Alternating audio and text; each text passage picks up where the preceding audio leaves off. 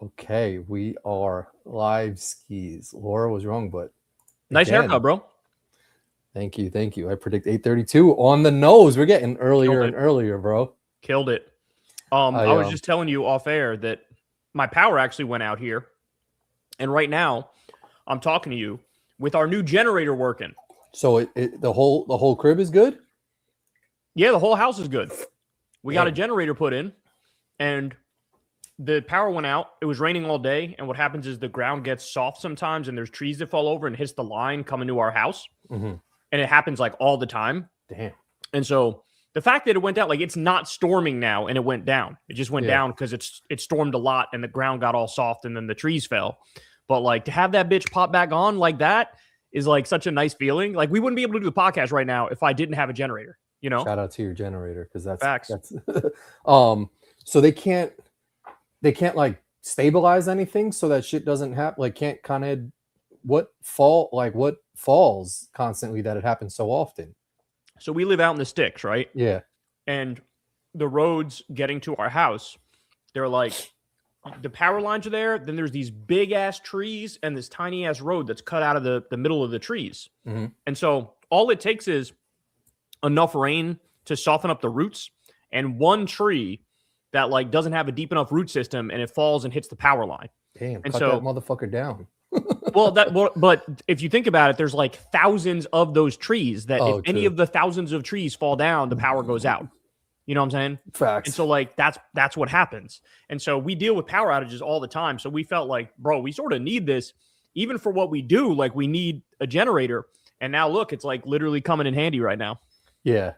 I mean, we got a kind of good generator. I think we spent like $1,500 or $2,000 on that shit. Like we spent a good amount of money on like a generator, and I think it lasts a good amount of time. But like, you don't realize when your power goes out, just like how like you forget that your battery's low. You forget that like your refrigerator, you can't open your refrigerator and shit like that. Like it's so important. So are they working on your Con Ed shit? Like it could, like, how would you know if it popped back on to turn your generator off type of shit? My guess is this is the first time it's worked. Oh, nice. My guess is what'll happen is I'll lose power for like 30 seconds and it'll kick back on back to the regular shit. Oh, interesting. So if you lose me for like 30 seconds, you know what's happening. The regular power is kicking back on. You know? Damn. Shout out to Con Ed, man, because they're kind of like, I would put them in some first responder category that like linemen, bro. Linemen, right? That's what they're called. Their jobs are crazy. They're out there in the motherfucking snow. They're out there in some rainstorms. Like they're out there trying to get those lines back up immediately whenever there's a disaster. And it's a serious ass job, you know? That's what I'm saying, like touching fucking wires. Like I see wires hanging down that I'm like, who is going to fix that shit? Because one, you don't know if you could touch it.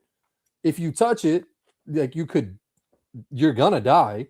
Like I was driving down my road and there was like there was a bunch of wires like just circled up, and I was like, am I good to drive over that shit? Like I don't know if there's still active wires. Eventually like someone took care of them and got rid of them, but like those fucking telephone wires and all this, there's one wire outside my house that has like a log wedged in it and it just won't come out. But I don't know if like, I don't know who does that, and I don't know how someone would do that shit. Like, do they have some special gloves or some shit that they can touch the wires? They just make sure to cut the power so that it's dead. And then after they get it fixed, then they flip the power back on when they're safely away from it. Because that's why when a line first comes down, that shit could be flopping all over the place and buzzing like crazy and looking dangerous as shit. Hell yeah. You know, but like, yeah, they know what they're doing. I mean, this is their job. And they're on call like 24/7, you know? I wonder Shout out to linemen, man. Yeah, no, for real. And I wonder how many of them like die from touching some wire shit and that doesn't get reported, you know?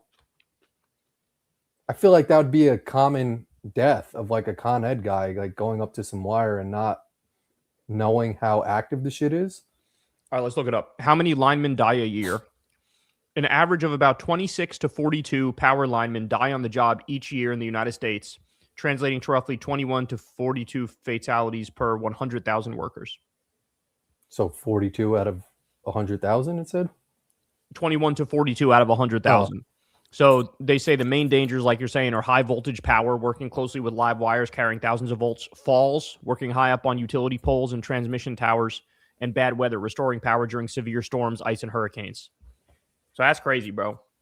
I would never be able to do that shit, man. I don't have a fear of heights, but being up on some shit always gets me nervous of like I could fall over this shit.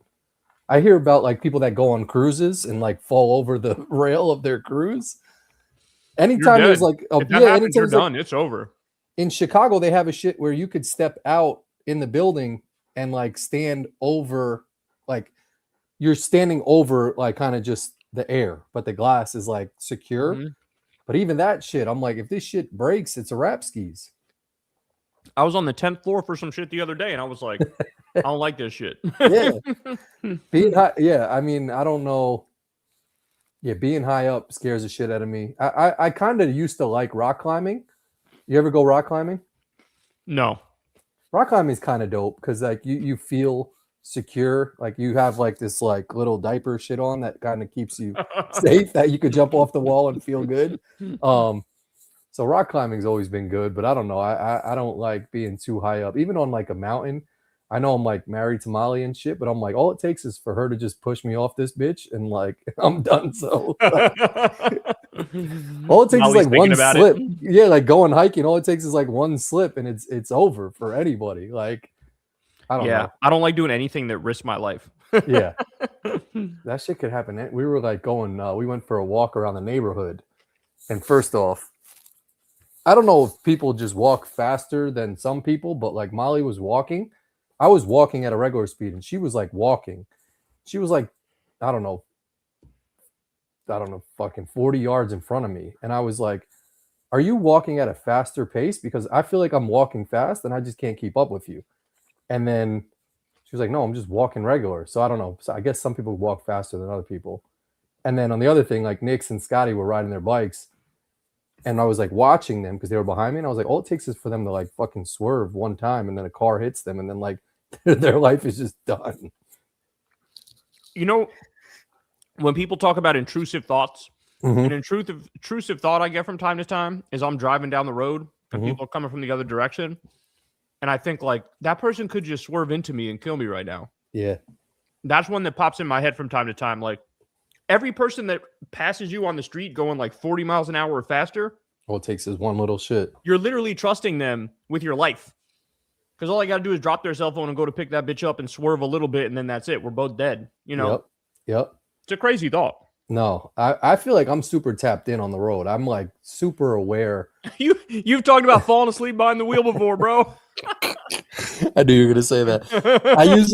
I usually feel like when I'm locked in, when I'm focusing on the road, I can anticipate if some shit's gonna happen. I'm like, this guy's gonna do this shit.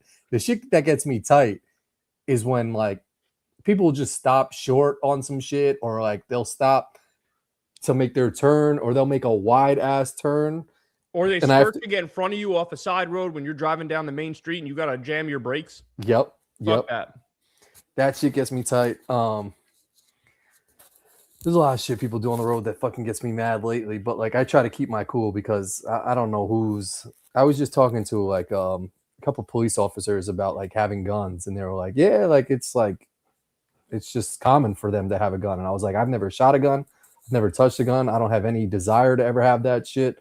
And they're like, yeah, but if somebody breaks into my house, blah, blah, blah. I'm like, yeah, but like, what if it's your fucking daughter that like got up in the middle of the night, like going to the refrigerator, and you like are holding a gun up to her face? You know, like that happens, man. For that shit, a lot of shit like that happens.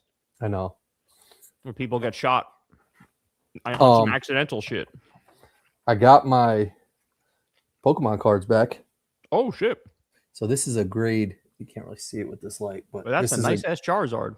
A grade 5, which is not good, but I put this shit on eBay for $500, man. I got a $450 offer on it. No shit. Yeah, I'm trying to get like $480 because eBay takes like 13% of your fucking money, which is kind of OD. That's still crazy though. That's a good ass amount, bro. No, I know. I feel like the card market is kind of like, and I feel like every time I've texted you, because I've texted you from card shows, and I'm like, what cards does Lyle like? or Lowell. Mm-hmm. And I always spell his name wrong. And like in the past, you used to hit me with some shit like, I think a generic answer, like you didn't know what I was asking.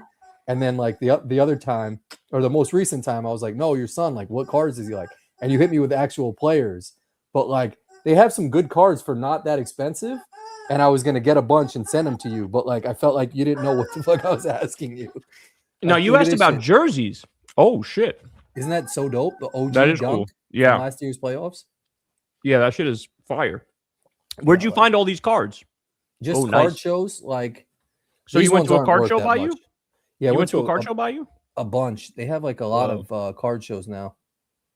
That's what's up. So it's like it's as a hobby, it's like really like coming back. Oh, strong? it's back. It's like back strong now. But a lot of people are saying that they're comparing it to like, I think like Elon Musk did this shit with like SpaceX. Like he kind of inflated what like the values were or something like that, or like kind of lied about.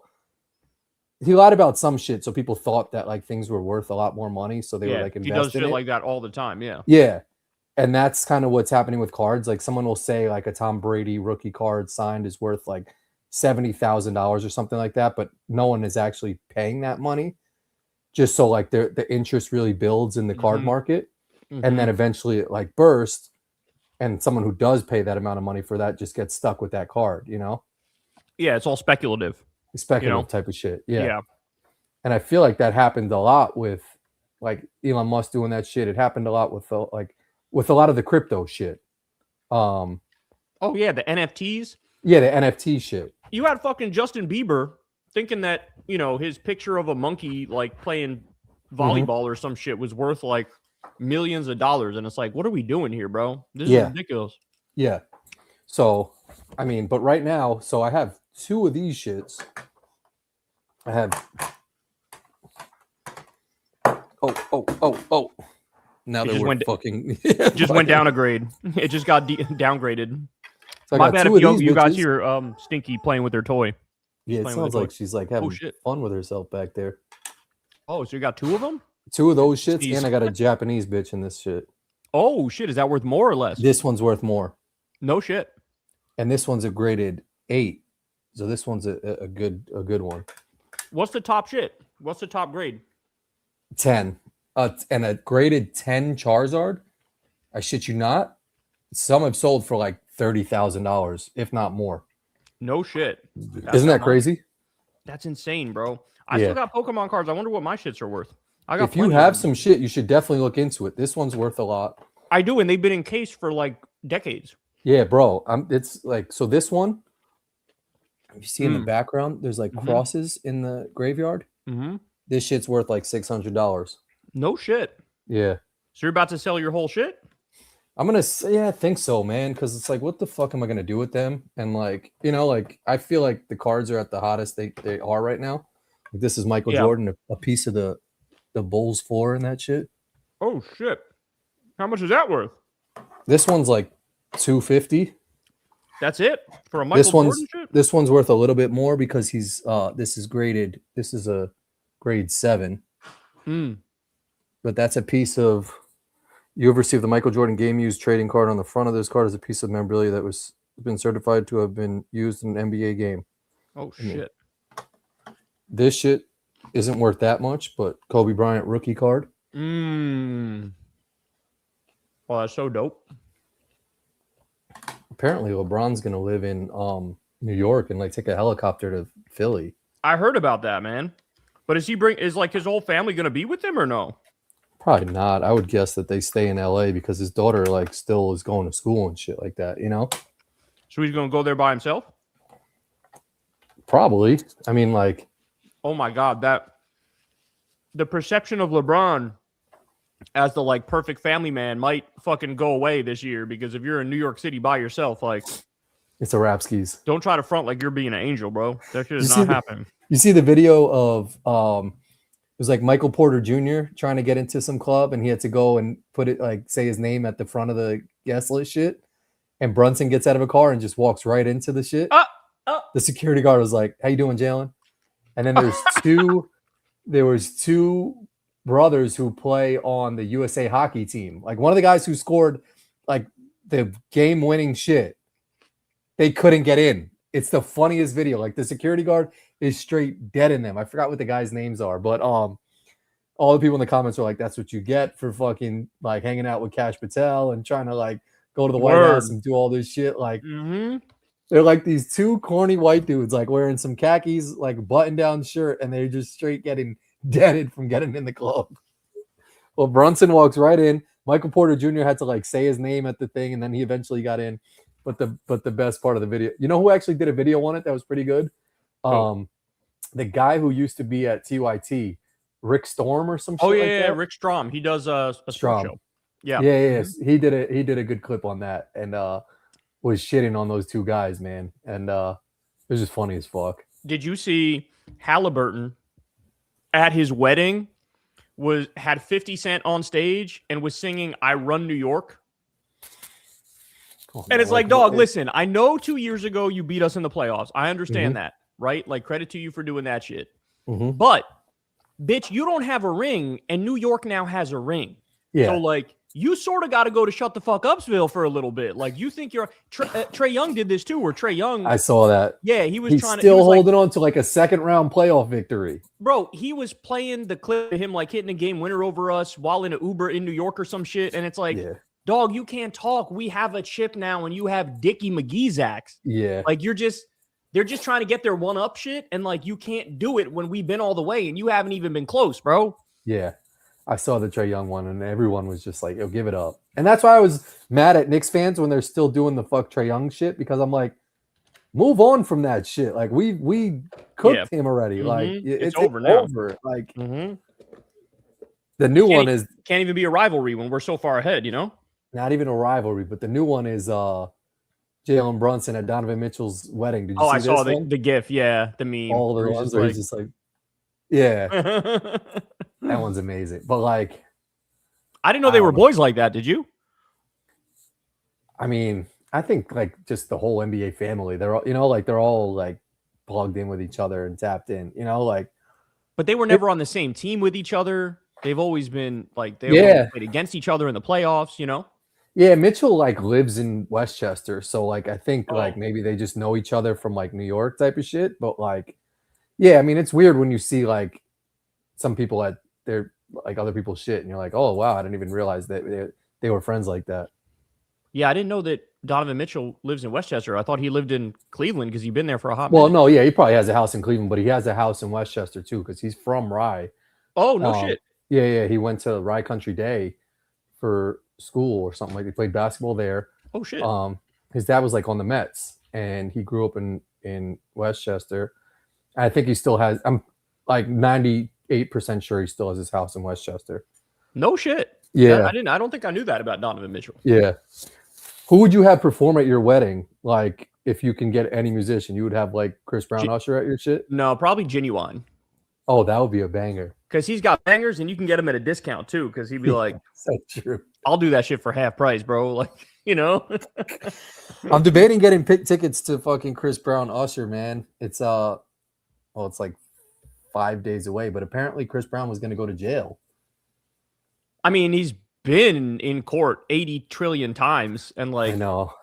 You're talking about some new shit he was going to go to prison for? Yeah, new shit from like Great Britain. He like did something else with a girl, but like, I don't know. All the videos I'm seeing of like Usher just like molesting girls on stage is kind of like, do I even want to go to this concert? Or am I just going to feel super like, you were there? Did you feel like super uncomfortable at any points, or was he playing his bangers? There's multiple parts that Crystal was like, this is like Usher for certain parts of the show would like have his shirt off and be like rubbed up in baby oil. Yeah. And feeding cherries to ladies. Like, and Crystal was like, low key, this feels sort of like it's more for the dudes than the women. Like this is some homoerotic type shit. Oh, really? And that's always been what people said about Usher, low key, is that maybe like to swing both ways. You know what I'm saying?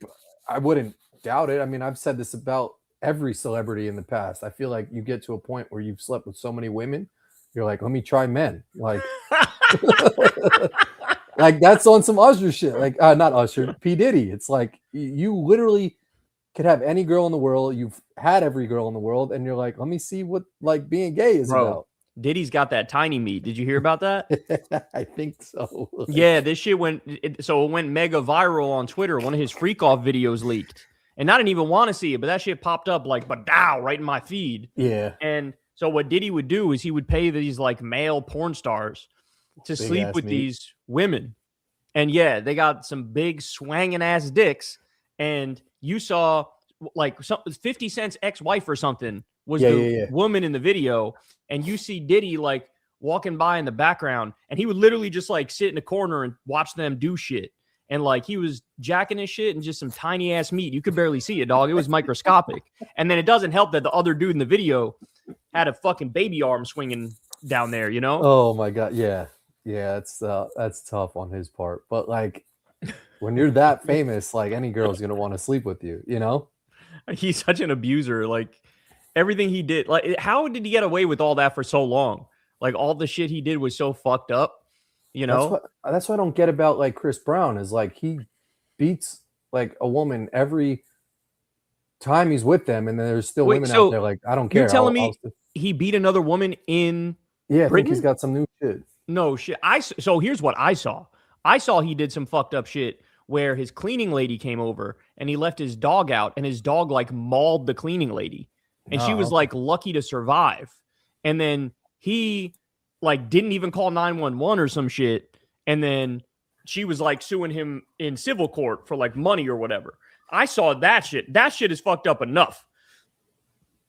Chris Brown's guilty plea in London nightclub affair. Grammy, I can't really read. It's too small. Pleaded guilty in London to an array of charges over a violent nightclub confrontation in 2023. Where prosecutors say involved a glass bottle attack on the music producer. Oh, so it wasn't with a girl, but Brown he violently assaulted a man. So, yeah, I mean, like it's acceptable to. Brown approached music producer Abraham Dial on the dance floor, used the glass bottle to strike him twice in the head, and then kicked him while he tried to flee. Brown's friend and vocal coach Amalu also pleaded guilty. So what's he looking I guess at? So nothing with the woman. Sentencing. Yeah. Wait, it says sentencing. The array. Is that what it says? Array. Affray? I can't fucking read it. The Affray charge carries a maximum sentence of 3 years in prison. The judge said all sentencing options remain open, and the hearings will determine whether Brown will serve time or receive a suspended sentence. Oh my God, bro. Oh my days. So in summary, he admitted to participating in violent bottle attacks at a London nightclub in 2023. See, anybody else, it'd be a wrap. Like you're going to prison for a long ass time. But he found a way, bro. He found a way to just keep getting away with shit. Because I just watched a video the other day. Matter of fact, hold on, let me pull up the name of the dude. Cam something. He did a video like just listing all of Chris Brown's crimes. That's what I'm saying. Like at some point, like don't you just realize like you just gotta chill? I mean, it's crazy that he's never fucking chilled. That's what I'm saying. Like, at what point in your life, like, do you have just like a come to Jesus moment where you're like, I gotta just stop doing this shit? Okay, shout out to Cam James, and he also has a channel called Crash Outs, but the S is like a money sign. I watched this video the other day, so it's a 13-minute video where he just lists all of the allegations against Chris Brown. And dog, is it like a 47-hour video? It's endless, bro. It's like, I don't know how he fit all this. Like the whole thing is 13 minutes just packed full of substance. Like he had this charge this year, this charge this year, this charge this year. And I mean, there's no way to spin it. He's a fucked up dude. He also I think he also says like he's part of a gang, I think, you know? I don't get that. Like, it's the same thing with Ja Morant. Like, at what point do you realize you're in the NBA? You don't need to be doing that shit anymore. I mean, that's what everybody says to him, right? I'm sure people have said to Chris, like his mom or somebody's been like, hey man, you got $50 trillion. You're like beloved in a way that, you know, an R&B artist or pop star hasn't been beloved since like Michael Jackson. Facts. Like all you got to do is stop committing crimes and you're good. You know, this makes me think of one of the things. This is one of the things I wanted to ask you tonight. Justin, juvenile caught by TSA trying to fly with 5 cannonballs. No shot. I'm not buying that. Hold on. No, Polymarket's real. Like, no, they got the gold check mark. Oh, really? Sometimes they be lying, bro. Let me look this shit up. Let me look this up. Juvenile news. 3 juveniles arrested at Bluffton Sam's Club after deputies find guns. Juvenile curfew enforced. Harrison County woman arrested. Police juvenile shot. Oh, you know what's crazy is maybe it's juvenile as in like a young kid. I read this shit instantaneously as Juvenile the rapper. So that's my bad. If it's just like juvenile. It's not the juvenile. Oh, okay. So I wouldn't have clipped this shit if I didn't think. I thought it was juvenile. When you say juvenile, you're talking like when I say juvenile to you don't think I'm talking about like a juvenile. You think I'm talking about juvenile. Well, yes. The fact that you brought this up made me immediately think it was Juvenile the rapper. Yeah, right. But when I looked it up, it wasn't. It's not. Like I didn't even think of that as an option. When you like put that in, I was like, oh, there's some other shit called juvenile. Juvenile. But by the way, Juvenile's still releasing music, and not gonna lie, his shit still slaps, bro. Oh my gosh. Like he released some new music that like I got recommended some shit and I listened to it and I was like, okay, Juvie, you're still doing your thing, bro. Oh yeah. I mean, like, I don't see many songs. You know who actually just came out with a new shit? It's Jim Jones and Fabulous. They did a remix to Frank Sinatra's New York, New York. Oh, for real? Wow. That shit slaps. Like it's got the like New York, like right, yeah. That, but like they remixed it and Jim Jones is good, man. And apparently like he came out on a podcast and like said he didn't have the rights to like his masters or some shit, so he didn't get like all of his money. Oh shit, that's crazy. Yeah, because I don't know how it works, but that shit is weird to me. Like if you like imagine someone saying like YouTube saying like you don't own your videos or some shit like that. I mean, the music industry is sort of notorious for just being really fucked like that, up, right? Yeah. I mean, the music industry is terrible. I think in the acting industry they have a union, so it's a little better for acting. But music is just a fucking wild west where people just taking advantage of people. Like a famous example was Kesha. Remember Kesha? Yeah, of course. TikTok on a clock, like that bitch. I think she made that song before like TikTok came out. She had her shit robbed OD from some producer. Taylor Swift, remember Taylor Swift? Oh yeah, she had to rewrite her she had to re-record all of her songs and Facts. name it like Taylor's version because they weren't letting her like have the rights to her shit. Yep. Yeah, I mean the music industry is fucking trash, man. Like they really treat everybody like shit. Yeah. Shout out to Juvenile though, because he was a GOAT. And Drop the Location, bro. Everybody look up Drop the Location. It's his new song. It dropped 4 months ago, and it's for real. Yeah, it's called Drop the Location. I'm gonna listen to that shit. It's got that classic something about the way he raps. Like, yeah, everything's catchy. Like to me, the way he raps is just catchy. Like I'm just like, okay, I want you to keep rapping. Like he starts rapping, and I'm like, yo, keep rapping. I like this. You know what I'm saying? Yep. You know who's good like that? That's made some good shit lately. Is T.I. Oh, that song you sent me. I saw somebody said that's the Unk anthem, and I was like, "You're damn right, bro. I'll take that." Like, that song started is fire. From the red lines. He makes some shit that's bangers. You know, I used to be obsessed with What You Know About That when that came out. I used to play it in the basement like 17 times over when we had people over.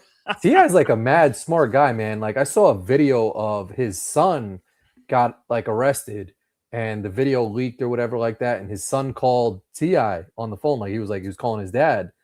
And his dad like got on the phone with the cops and was like, "No, like he doesn't have to do that or something." Like he knew like the laws because they were trying to press his son because I think they realized it was like T.I.'s son. He was driving a nice car or some shit.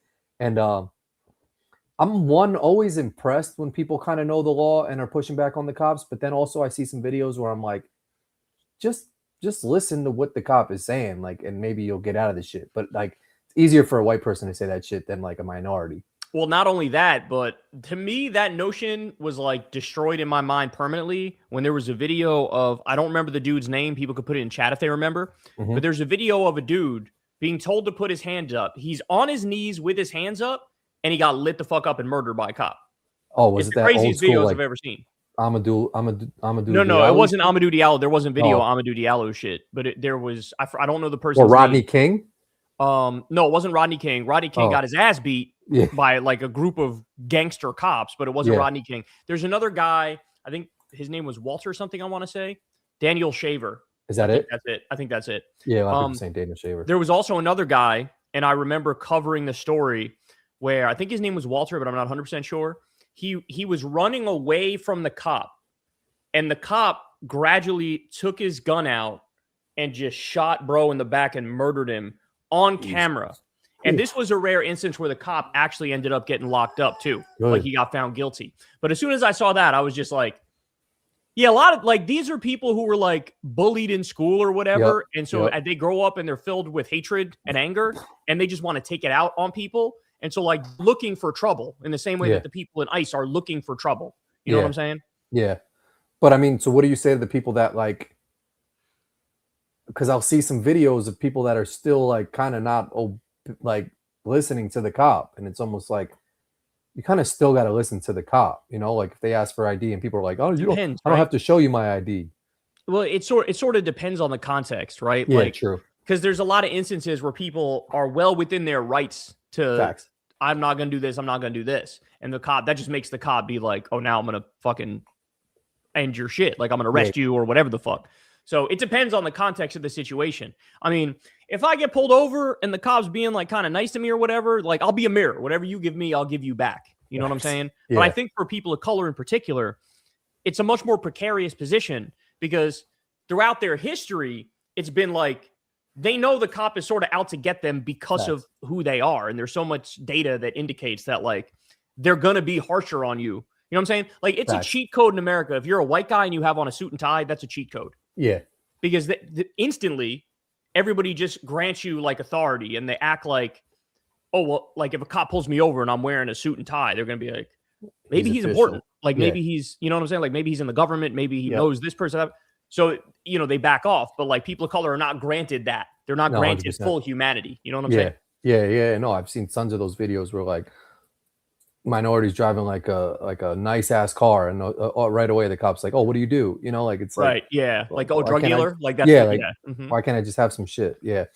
I guess so. I get fed a lot of those videos, man. I also get fed these videos of like fucking this one guy will like go to like Home Depot or like he carries this box around and he wears like a bright vest and he'll like be like delivery and like he'll just like throw the package down or some shit and they'll come out and be like, why are you doing that? And he's like, I don't know, jackass. Like, and they're like, well, why are you calling me a jackass? And like, I keep getting these videos and I want to like block the videos so I don't see those shits anymore. But like, I keep watching that shit. R.M. Brown gets served. He likes getting served random AI slop videos.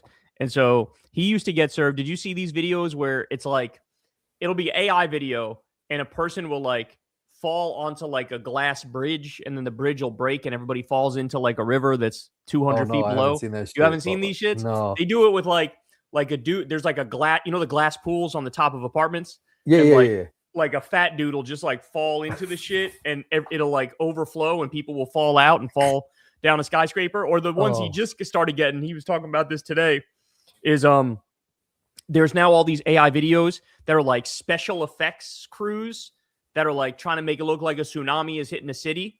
Oh, and that's like scary. But it's all obviously fake AI bullshit. Okay. And it'll be obviously fake. He was pointing out that they'll be recording it and like the person will be standing right in front of the camera and they'll just act like they're not. Yeah, like the AI things are hilarious to me, the ones that go mega viral.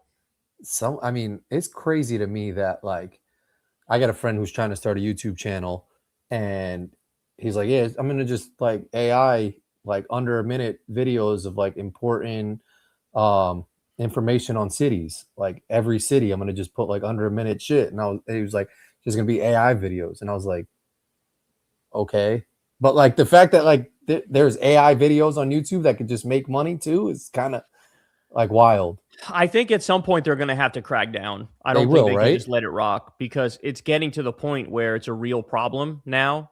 Where like, you know, it's gonna hit a tipping point where like 90% of the videos on YouTube are now AI slop videos. Yeah. And like, you know, it's sort of fucked up because we're still at the point, there's still so many hallucinations and stuff with AI where they'll like make something up or get something wrong or whatever, that if you're just relying on AI to get a point across or whatever, it's like anti-artistic. Like you're seeping what we do here of all of its artisticness and all of its humanity, you know? So like, I think they should ban the fully AI slop videos. But how do they even how do you know that shit? Like You could tell. You could tell. You I can, mean, right? Yeah. there's systems that like, you put in a picture and it says like 98% chance it's AI. Oh you yeah, know? all my cover photos, people get tight at me when I like people are tight at Because me. lefties hate AI, bro. Like, They that's hate just that shit. yeah. I'm like, Because yo, it's just a cover photo. Like, like it's the smallest part of the content that I'm putting up. Like the video is still like me and you talking or some shit. But like, let me rock with a cover photo. yeah, I get it, man. I mean, I haven't used many, but I have used AI maybe like 5 times or whatever for thumbnails, and it's fucked up because every now and then you'll get something that you're just like, damn, this sort of slaps. Like Midas Touch uses AI thumbnails, and like their thumbnails are sort of amazing. Like you look at it and you're like, damn, this is good. Like it'll be Trump, and then they'll make him look like he's like really scared or something or panicked. Like his eyes are like he's scared, and like it just hits like, and it's a shame, right? Because what is the line? Is the line like zero AI? Like if something's 100% AI, ban it. I'm with it 100%. Like if it's 100% AI video, total slop, ban that shit. Yep. But to your point, it's like, okay, but are we allowing AI thumbnails? Because that's only a little piece of it, right? Like, are we allowed? What if it's somebody who is reading a script and the script is AI? Like, and they put the prompts in and then they read the script. There's a basketball YouTuber who I watch who really disappointed me because I watched his channel and I liked him. And then it was very clear to me that he was reading an AI script in one video. Because there's always a tell. They always say, it's not he's a X. real person, but he's reading the script that's AI? Real person, made it on YouTube, giving his thoughts on basketball, but now is getting lazy and just wants to make the money. And so he's using AI to write his scripts for him. Yeah, nah, I don't fuck with that. That's what I'm saying. And like, I could tell it's AI because he does the classic, that's not X, that's Y. 3 examples. Like it's I could always tell when it's AI writing. And like, that's fucked up to me. Like, should that be banned? Well, I don't know. It's tough because like so many videos on the channel are not AI and he just started recently using AI. Like, where's the line there? So it's a difficult thing, but I'm definitely comfortable saying everything that's 100% AI needs to be banned, Yeah. Yeah. I mean, I would gotta be some human touch for it to be worth it. 100%. Yeah. I mean, I'm cool with the AI cover photos because I do those shits. So if you're mad at me, my bad. But like some of those shits are funny as fuck. And there's still some art that goes into like me explaining what the shit that I want is, like I still have to explain to it like, yo, this one is about us eating like lettuce or some shit. So like I want this in the background, like I got to explain to it what the fuck I want. Like, so here's the other crazy thing, right? That video I did that everybody loved after Lindsey Graham died and the music's playing and I'm smoking the Black and Mild. Yeah. That's an AI song, bro. That was AI. Yeah. And so like that bit was funny and some people were like, yo, where'd you get that song? That song is fire. And it's like, it's fucking AI slop, dog. Like, so, I mean, I guess my position is like in certain instances you can use it, but you got to use it like bare minimum type shit. You know what I'm saying? Yeah. Because once it just replaces human art, it's like, what are we even doing anymore? And it's a real problem in schools too. Cause like, people could just chat GPT their whole fucking essay. You could now coast your way through school without doing any actual work. Yeah. And like, so we're at the point where people don't even want to think. They don't know how to think. They just like outsource everything to a machine that does shit for them. And there's something about that makes us fundamentally less human. You know what I'm saying? Totally. Well, there was a big story that like some professor caught like X amount of his students using AI because like apparently they copy and pasted something and there was like white in the paragraph. I forgot how he caught them and I kind of didn't understand what it was. Let me see if I can find it real quick. Well, you know what it probably is? Oh, there was another scandal recently. Hank Green, the guy from SciShow and a bunch of other YouTube channels, he was caught using AI because he left in a prompt that he asked AI when he was reading the script. Yeah. And that's why people knew is because he left in a prompt. He said thanks for the pushback or something like that, which is something that, the AI said to him that he kept in by accident.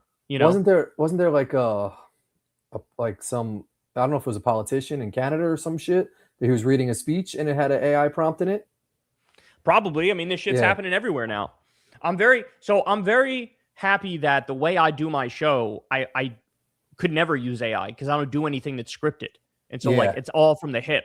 And that feels even better today because like now you can't just copy what I do in a sense because it's so from the hip. It's not written. Yeah. That it's I don't even know what I'm saying from one moment to the next. So like you can't fake that, you know? So this is the Gibson embedded a hidden instruction in the exam prompt using white text, making it invisible under normal viewing. The instruction read. So I still don't get what the fuck. Oh, it says it placed the word Madagascar somewhere in the response in a way that makes no sense.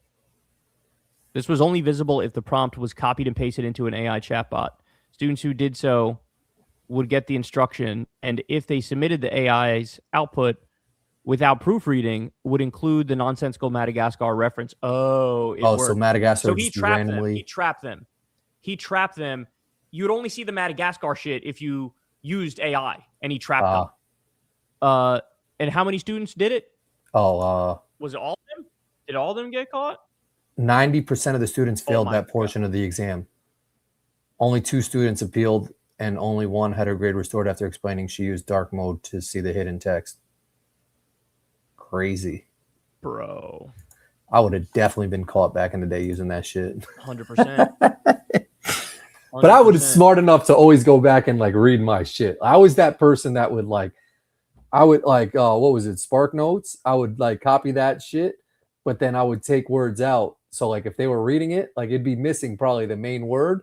And the teacher would probably be like, this motherfucker's dumb as fuck because he just forgot a word there.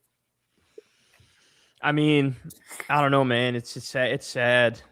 It's sad. I don't know what the future is going to hold with the way shit is going, you know? Can I ask you a question? Yeah. Why are people being so fucking hard on Dr. Fauci when all fucking conservatives like never answer questions on Capitol Hill type shit? They've always hated him. They've made him like the scapegoat for everything about the pandemic that they didn't like. Yeah. And so there's levels to the conspiracy shit. And some of the people think like Fauci created COVID and released it on purpose. Like it gets crazy with what the conservatives think about Fauci. And so they've made him like public enemy number 1. And that's why they went in, and it was a virtue signal fest where like they could get a clip that they could use for a midterm or whatever. But it's so out of touch because like nobody's talking about fucking COVID anymore. You know what I'm saying? Like bring back up COVID in a moment like this where we got like 78 other pressing matters that are way more like that we have to deal with right now. Yeah. That's just crazy to me, you know? But I just feel like there's been so many other fucking politicians, right wing and left wing, Democrat, Republican, that have been on Capitol Hill that don't answer any questions. And it's like, I'm so tired of like Aaron Rodgers. There was a Philadelphia Eagles coach that are like making jokes, like when they were asked questions of like, oh, I plead the fifth. It's like, there's been so many other people that do the same shit that don't answer questions because they don't want to like get in trouble for like, you know, what a perjuring themselves. Trump has done that shit. Trump has pled the fifth in circumstances. So I mean, they hate Fauci and that they're working backwards from that conclusion, you know? And like to them, it's like the biggest thing in the world where every normal person's like, bro, I can't afford my gas. You know, I can't afford my gas. I can't afford groceries. Why are we in this stupid fucking war? To go in on Fauci, it's like, what? Why? Why would you do that? You know? Yeah. I get why he couldn't just answer one of those shits. Like, I guess if they answered one, then it would like open them up for all the other questions or something. I don't know. He's probably thinking that they're trying to like come after him legally. Yeah, like come after him legally. And so he doesn't want to fucking say anything. I mean, I have criticisms of how he handled the pandemic, but like the way that the right talks about him is like, it makes me want to not even voice the criticisms because it's like a moral panic against him. Give me a sec. I got to let Stinky out of the room. Yeah. And I feel like he was just being like, he was doing what he was told, you know, like if he was being like, I don't know. Wasn't he just doing what he was told more or less? Like, or he was the one that kind of was deciding shit? Yeah, he was kind of in charge. Like he was sort of like one of the lead health guys on it. So maybe he was fucking up a little bit. Yeah, I mean, look, it's true that like nobody really knew what to do because it was a pandemic that we never had before. And so they were sort of like shooting from the hip and just rolling with it and trying to come up with answers. And the thing that was annoying is every time they came up with an answer, they'd be like 100%, like, this is what you need to do. Stay 6 feet apart or whatever. You know what I'm saying? And like, then as more science came in, it was like, well, that was wrong. And that thing was wrong. And that thing was wrong. And so, like, I understand the criticism, but like everybody sort of was in the same boat, you know? Well, in the same boat of like they were trying to keep people safe. Yeah, and like, what are you going to do when there's a global pandemic that you don't know shit about? Like, you're going to try your best to navigate your way through it. You know, I mean, the thing that is annoying is that I think the right really hates him because, like, he's pro-vaccine, right? Like, or anti-vaccine. But like, Trump's the one who rushed the vaccine through. Facts. Operation Warp Speed. That's what Trump did. He used to brag about it before every Republican turned on vaccines, and now he acts like he didn't do Operation Warp Speed. But like that, I think that's why they're mad at him. You know, that and maybe some of the shit around, you know, whether or not it was naturally occurring or if it was from the Wuhan virology lab. Yeah. And Jon Stewart had a joke about that. He was like, like, of course, like there's a lab where they study coronaviruses. Where the coronavirus came from. Like, yeah, it's from there, you know? Going back, do you think you would like do the COVID vaccine? You would get like the shot? Yes. I mean, yeah, I got it and I've had no problems, you know? Yeah, same. Like I had the shot and then I think I had maybe one more. So I still feel like it saved more people than it probably fucking 100%. Like, yeah, that's why where the Republicans are just idiotic. Like they have no idea what they're talking about when it comes to science. They have no idea.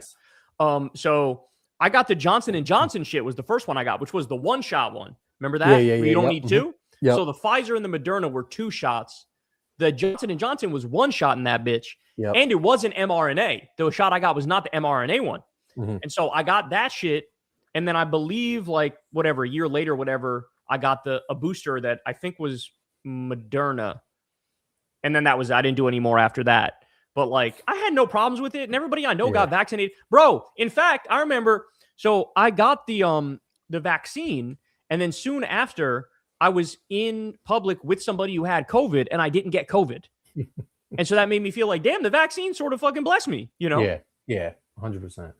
That shit was a wild time to just. I remember having. I don't know if it's still in my wallet, but I had that little piece of paper. Oh, my vaccine. Same, yeah, your vaccine card. We had that too. In DC, we'd go out to eat and we would need to show that shit at certain points. Facts. When the country was just opening back up, basically, you know? Crazy. We basically lost all of like 2020 to COVID. Yeah. Like nobody went outside all of 2020 because of COVID. You know? That was. I still remember them shutting down the NBA like right as a game was about to start. I remember them shutting down the fucking PGA Tour had the Players Championship that week, which is one of their bigger events. They shut that bitch down like Thursday or Friday. Like it was crazy. I remember that it was like I think the Mavericks were playing, and like you see Mark Cuban's face, like he's like his jaw drops because he had just found out that they were canceling the season, and then like Rudy Gobert like touched all the microphones or some shit, and he then had COVID. Like fucking day later he had COVID. Oh man. Wild shit. But yeah, I don't know. I used to listen to Fauci. I feel like he was just like a New York dude that like he just happened to be the fucking guy. And like fortunately he was the scapegoat that like people were fucking calling out. But he's probably just a regular ass dude. I heard Aaron Rodgers say today, like he wrote in a diary he liked being famous or some shit like that. Well, Aaron Rodgers lied about getting the vaccine. You remember that? Yeah, Aaron Rodgers is a scumbag. He said he got the vaccine and then it came out he didn't get the vaccine. He got inoculated with some bullshit that some like pseudo doctor gave him. He said he was what did he say he was inoculated. No, but he said like there was some other shit he said like he's something, he's immunized. He's immunized. Like, I've been immunized. Yeah. And I thought he said inoculated, but you're right, he said I've been immunized, and everybody thought that meant he got the vaccine. He didn't get the motherfucking vaccine. He's a lying asshole. He's a punk, man. And then Stephen A. Smith, I sent you, is like doing an apology tour to Kyrie Irving right now. I know. Why? Because he's trying to suck up to the right-wing audience, bro. He's so annoying.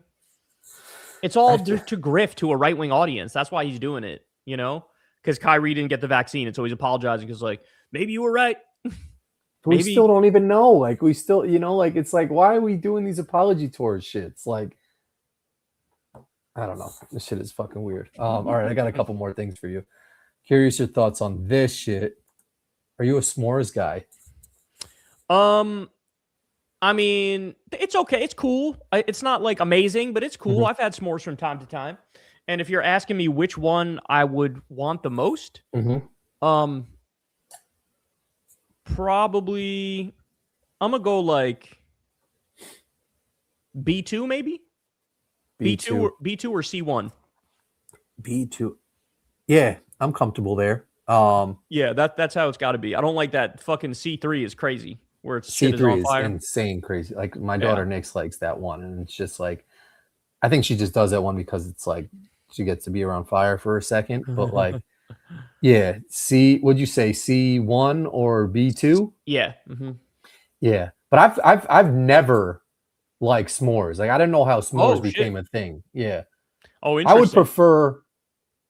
I don't know what other type of shit you can do over a campfire, but like I'm down on a graham cracker altogether. Like graham crackers to me are ass cheeks. Underrated. Oh, you underrated? You don't like graham crackers? No. Oh, we've never disagreed more, dog. I mean, I don't mind them. The like the Teddy, like the golden Teddy Graham in the brown in the blue box, whatever company that is. I don't mind it, but also I don't mind it. Here's my thing: I don't mind it, but if someone's got it at their crib, I'm like, why would you buy that shit? Oh my God, you're so like wrong, I'm mad dog. at you for buying it, but I'm not mad at you for offering it to me as a snack. I'm about to put everybody on game right now. Ready? I'm about to put everybody on game right now. If you want a healthy dessert that will blow your fucking mind, okay? Here's what you need. You need raspberries. Okay, honey graham banging. Raspberries, okay? You need Cool Whip. Cool Whip banging. I got these graham crackers that are like special, like protein graham crackers. Bro. You got the name of those bitches? You want me to? Let me grab the box. Give me a second. Let me see. Protein graham. I'm kind of, again, me and Kyle usually agree on shit, but I'm not. Oh, it's going to be like Kodak Bears. Let me see. I'm kind of usually with Kyle, but I'm. It's probably going to be this because this Kodak brand makes everything. It's either going to be this or those simple ones in the corner. But I don't know why. Like graham crackers is such an old school candy of like why is that the fucking thing that has become like the staple for all campfires? Like if you're going to give me some, is it this? Is it Kodak? Okay, no, that's not it. Oh, wow. And I don't even think they're protein. So it's no added sugar, just dates. Must love classic graham crackers. Wow. These shits, bro. These shits right here. Crystal literally said to me, I just saw Crystal when I grabbed these. Crystal was like, don't tell them about it because then those shits are going to sell the fuck out. That's what she said. Someone's got to work for, someone definitely works for Must Love listening right now. Get Kyle a fucking, so classic. Wow. I'm surprised you got graham crackers, man, because like that's not some shit I would look for in the aisles. These shits, right? See, that's the problem. People sleep on graham crackers and they almost think of it as like they put it in the same category as like oatmeal or some shit. Yeah, raisins. But then you bite it and it's like these shits are fucking fire, bro. And I'm telling you, you get some raspberries, clean them bitches off nice so you don't get the cyclospora shit. You get raspberries, you get Cool Whip, and you put the graham crackers on top, and you'll never need another dessert ever again. And that here's my thing. A++++++. Here's my thing. If graham crackers were that banging, you wouldn't have to add 2 more banging shits to it to make it that much more banging. I mean, that's a fair point. Like very few people are just like, I'm just going to have the graham cracker. Yeah. Right? Like you want to have some, like with s'mores, you want to have some marshmallow and some. Yeah. Mm-hmm. Yes, I agree with that. However, if people were to just start eating the graham cracker on some shit, not bad, bro. Even on its own, not fucking bad in my opinion. Especially these shits. These shits right here, I could eat these all day, air day. You're about to put people on game because I'm gonna have to go try those shits. Bro, I haven't eaten another dessert since I started having raspberries. So I got to do the whole shit. I can't just have. So I can just have those alone, but I should do the whole triple entendre. Do the triple shit, and what you do is I'll show. Let me show everybody real quick. So what you do is, I'm gonna open these bitches up real quick. I'm gonna take it out so people can see. There's the bag right here. See, that's what I'm saying. Graham crackers dry your mouth out. Graham crackers dry your mouth out. That's why you need other things. Okay, so this is what one looks like. This is the size of it, right? I like that size. Pause. But this is what you're gonna do: is you're gonna take it and you're gonna break that bitch in 2 or 3. Right now, mine broke in 3, and then you sprinkle that on top of the raspberries with the Cool Whip, and then you eat it all together. So try to get a bite that's got a piece of the graham cracker, Cool Whip, and the raspberry. Okay. And then you can thank me later, y'all. Because so you don't have to do anything with the raspberries. It's just like straight raspberries. Raspberries, clean the raspberries, then raspberries in a bowl. Yep. Then Cool Whip on top of that, then graham crackers on top of that, and enjoy. Dang it. Okay. And if you eat this on its own, it's still good. It's still good, but the concoction I told you about is the shit that's really going to change your life. Next level shit. All right. All right. I'm going to have to try that bitch. Our friend tried it around here and said the same shit. Like, damn, I've been missing out. I never need another dessert. They said, I never will need another dessert, dog. I'm not even playing. Wild. Crystal could vouch for what I'm saying. Because this is one of those desserts it's not bad for you. It's not bad for you. It's a decent dessert, but you feel like you're eating some shit that's like, oh, this should make me fat or whatever. It doesn't, bro. It's perfect. All right. I'm going to have to try that shit because you put me on game with the strawberry cream cheese back in 88. You were the first person who like, I would just go to Dunkin' Donuts. I didn't even know strawberry cream cheese was a thing, bro. I swear you to God, ordered that shit like it was on some like I didn't even know Dunkin' Donuts sold that bitch. It's like it came to me in a dream, and then I went to Dunkin' Donuts and said, "Let me get strawberry cream cheese on my bagel." And they were like, "We got that." You're the only person who's ever ordered it, but we got it. And then they made that shit. And then I've had this secret that nobody else knew forever. You know? Yeah. Nah, you changed the game with that shit. I'll try that, but I think graham crackers, like I said, if someone has that shit in their house, I'm not mad at you, but I'm also gonna be like, why do you have graham crack? Like to put that shit in your cart at the grocery store to me is almost like there's so much other shit on the shelves that like to go out of your way and get graham crackers maybe is going against my argument that it's like that's why they're that good. That's why people sleep on it though. Like you just described sleeping on it is like there's so much other shit. Why wouldn't I get the graham crackers? And it's like if you get the graham crackers, your ass is gonna be happy. 100%. It's gonna do what it's gonna do, you know? Yeah, shout out to graham crackers. All right, so then this is one other question I had on. So you're going, what level here are you going? All right, for all the youngins watching, I'm going 6, 7. Yeah. We're going. I like that. I like that too. It's an art though to get that shit like in that range because it's like damn near impossible, bro. You got to get lucky to get it right there. Yep. You can easily end up, at 2 or 8 if you just blink. You can go from 7 to 10 in a blink of an eye because your shit catches on fire. It's a wrap skis. That's right. In fact, if you have it at like 9 or 10, I actually don't even think that's good for you because that burnt shit is like it has like chemicals in it that's not good once it gets burnt. Yeah. See, like 8 is bugging. There's too much of that, like black charcoal shit on that shit. Yeah. I think 6 or 7 is like comfy the most. Left wing nationalist is correct. 6 or 7 is the way to go. But I've never been a s'mores, roasted marshmallow type of guy. Like, give me just straight marshmallow. I understand that. No, I understand that. In fact, I think it's fair to say it's a little bit overrated. Because like people act like, oh my God, s'mores. Yeah, like who wants s'mores? You eat it and it's like, it's okay. Like it's cool. But you're not going like, oh, I'm craving it. It's like nobody ever craved it, No. I think I'm going to challenge someone, not even like people listening, but challenge your friends or some shit at your next campfire. There's got to be a better concoction of graham cracker, chocolate, and marshmallow. There's got to be something else out there that like. I mean, you could just add shit to it if you put some hot fudge on that bitch too. But like, give me a Chips Ahoy cookie. And now I'm building it out with marshmallow, with a marshmallow and a sandwich, like 2 Chips Ahoy cookies and a marshmallow in the middle. Yeah, that'll be banging. Like there's got to be something better than s'mores. Like I don't know how s'mores became the shit.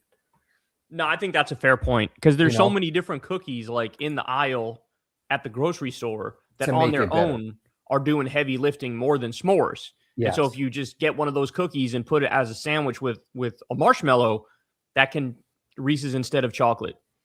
That already is fucking 100,000. Yeah, that's phenomenal. Like that right there, that could change your life. It might melt really fast, and like you're definitely gonna have chocolate all in your fingers, But it's gonna be worth it. It's gonna be worth it, but you need the Yeah. outer casing of some shit that doesn't get stuck in your fingers. Facts. That's exactly right. Last thing I got here.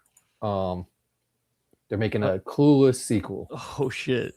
How old is Alicia Silverstone now? She's got to be damn near like 55, 60. She's dumb old. But the reason I chose this shit, because Stacey Dash is like super conservative. Oh my god, that's right. She's like very out there, like she's only 49. Alicia Silverstone's only 49. Okay. Oh, it's not that bad. Yeah, no, she can get away with it. But yeah, fuck that bitch. Yeah, she's been on Fox News and shit all the time. Not Alicia Silverstone, the other one has been on Fox News all the time. Yep. So I don't know. I was just curious if you would see that shit, but like, yeah, they're remaking so many movies. Yeah, I mean, shit, that's like a movie of our childhood right there. I remember my sister watching that when I was like a little kid. On like VHS. Think of how far we've come from VHS. Facts. Yeah. I feel like they could, if they wanted to, like they reboot everything anyway. So why wouldn't they reboot like Beverly Hills 90210? Yeah. You know? Or why wouldn't they reboot like a new version of Friends? Yeah. You know, like some shit, King of Queens, some shit, like they reboot everything else. Why not reboot some of the shit that actually had massive followings and was like decent TV wise, you know? Yeah, well, they try to do it like when they do like Boy Meets World, but they'll do like Girl Meets World Girl or some shit. Yeah. It was Girl Meets World. It was a different audience. It was the target audience was not like, because who do you go for? Do you go for the people who watch Boy Meets World, or do you go for the younger audience that Boy Meets World initially appealed to? So like the kids of the people who watch Boy Meets World. You know what I'm saying? Yeah. I don't know. It's sort of a tough one to figure out. And some of those people are just fucking like irreplaceable. Like you know, like you can't do Girl Meets World, or if you try to do Boy Meets World again and bring back fucking, you know, Corey, Topanga, and it's like they're dumb old, and you're like, nah, it just doesn't work anymore. Or they came back with Fresh Prince of Bel-Air and try to have like another Will, and it was like there's only one Will Smith. Yeah, it's crazy because like, what do you do? Like, there's some shows that are so good, and then they just inevitably end up ruining it because they try to drag that bitch out. So like, they did that with The Walking Dead. The Walking Dead was like one of the greatest shows ever until it became like one of the worst shows ever because they kept trying to make it a cash grab and just drag that bitch out forever. Yep. And it's like, yeah, you shouldn't have done this. The Sopranos at least wrapped that bitch up at a certain point, and everybody looks back like, yeah, it was sort of fire, you know?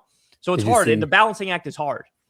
You see the one, I didn't watch Sopranos, but one of the dudes just died from that shit. Big Pussy. His name was Big Pussy in the show. He died. It's a shame. Was he like a bitch in the show? Like, why? No, that was just his nickname. I don't even remember why that was his nickname, but that was his nickname. Now, so many of the dudes from the original show are gone. You know? Yeah, it's sad. Paulie Gualtieri is gone. Big Pussy's gone. Tony's dead. It's only well, Steve Sharippa's around because he goes to every fucking Knicks game. Yeah, and the guy who played Christopher. The wife is still around, right? The blonde. Yeah, she's still around. And the daughter, I think, does shit too. I've seen her in some stuff. Yes, and then the two kids in The Sopranos hosted a podcast together. I think they still do a podcast together. Oh, really? Yeah, I think it's about The Sopranos too. Oh, good for them. Yeah, so they're doing good. All right. Do you know how to do Rubik's cubes? Fuck no. Will does. My buddy Will does. Really? He took the time to like learn what to do with like how to do it, and then he figured out how to do it. It's impressive, man. I have a friend whose daughter is like 7 or 8, and she fucking figured it out. And so I bought one for Nyx, and like she couldn't do that shit. We watched like a couple videos, and it was like, my brother-in-law Max knows how to do it, but like he's like, yeah, there's like, it's like algorithms. Like you got to know how to spin this shit, and like, yeah, there's a thing there's like, if you learn the rules, you could figure it out from wherever it is how to do it. But like, you know, most of us don't know or care and don't want to learn how to do that shit. You know, you ever seen the videos of people solving that shit in like fucking point? Oh yeah, they do it competitively, and they'll like fucking bang that shit out in like I did it in 17 seconds. You know, that shit is fucking crazy. All right, let's get to some super chats here. All right, let's do it, y'all. Scheistermeister, thank you for the $5. Correction, Crockett did endorse Tallarico. Tallarico himself, she did, and told folks to keep her name out of their mouths. Yeah, so I saw, I looked it up afterwards. I could have sworn that she didn't endorse. She did endorse. However, it was very like, you know, it was like, oh yeah, I endorsed the whole ticket in Texas. And she did it like immediately after the election. And I think what I was trying to say was that she's not campaigning with him. She's not campaigning for him or with him, but she is going around the country and campaigning with like a bunch of the worst corporate Democrats. So that's how she's let me down. But it is true that she did technically endorse him, so I rescind what I had said previously. SE True, thanks for the $5. Kyle, ever consider Nebula? You're always saying you'd get banned from YouTube if you said what you really think. And if you do, you'll still have a platform. No, I haven't really considered Nebula. And another platform.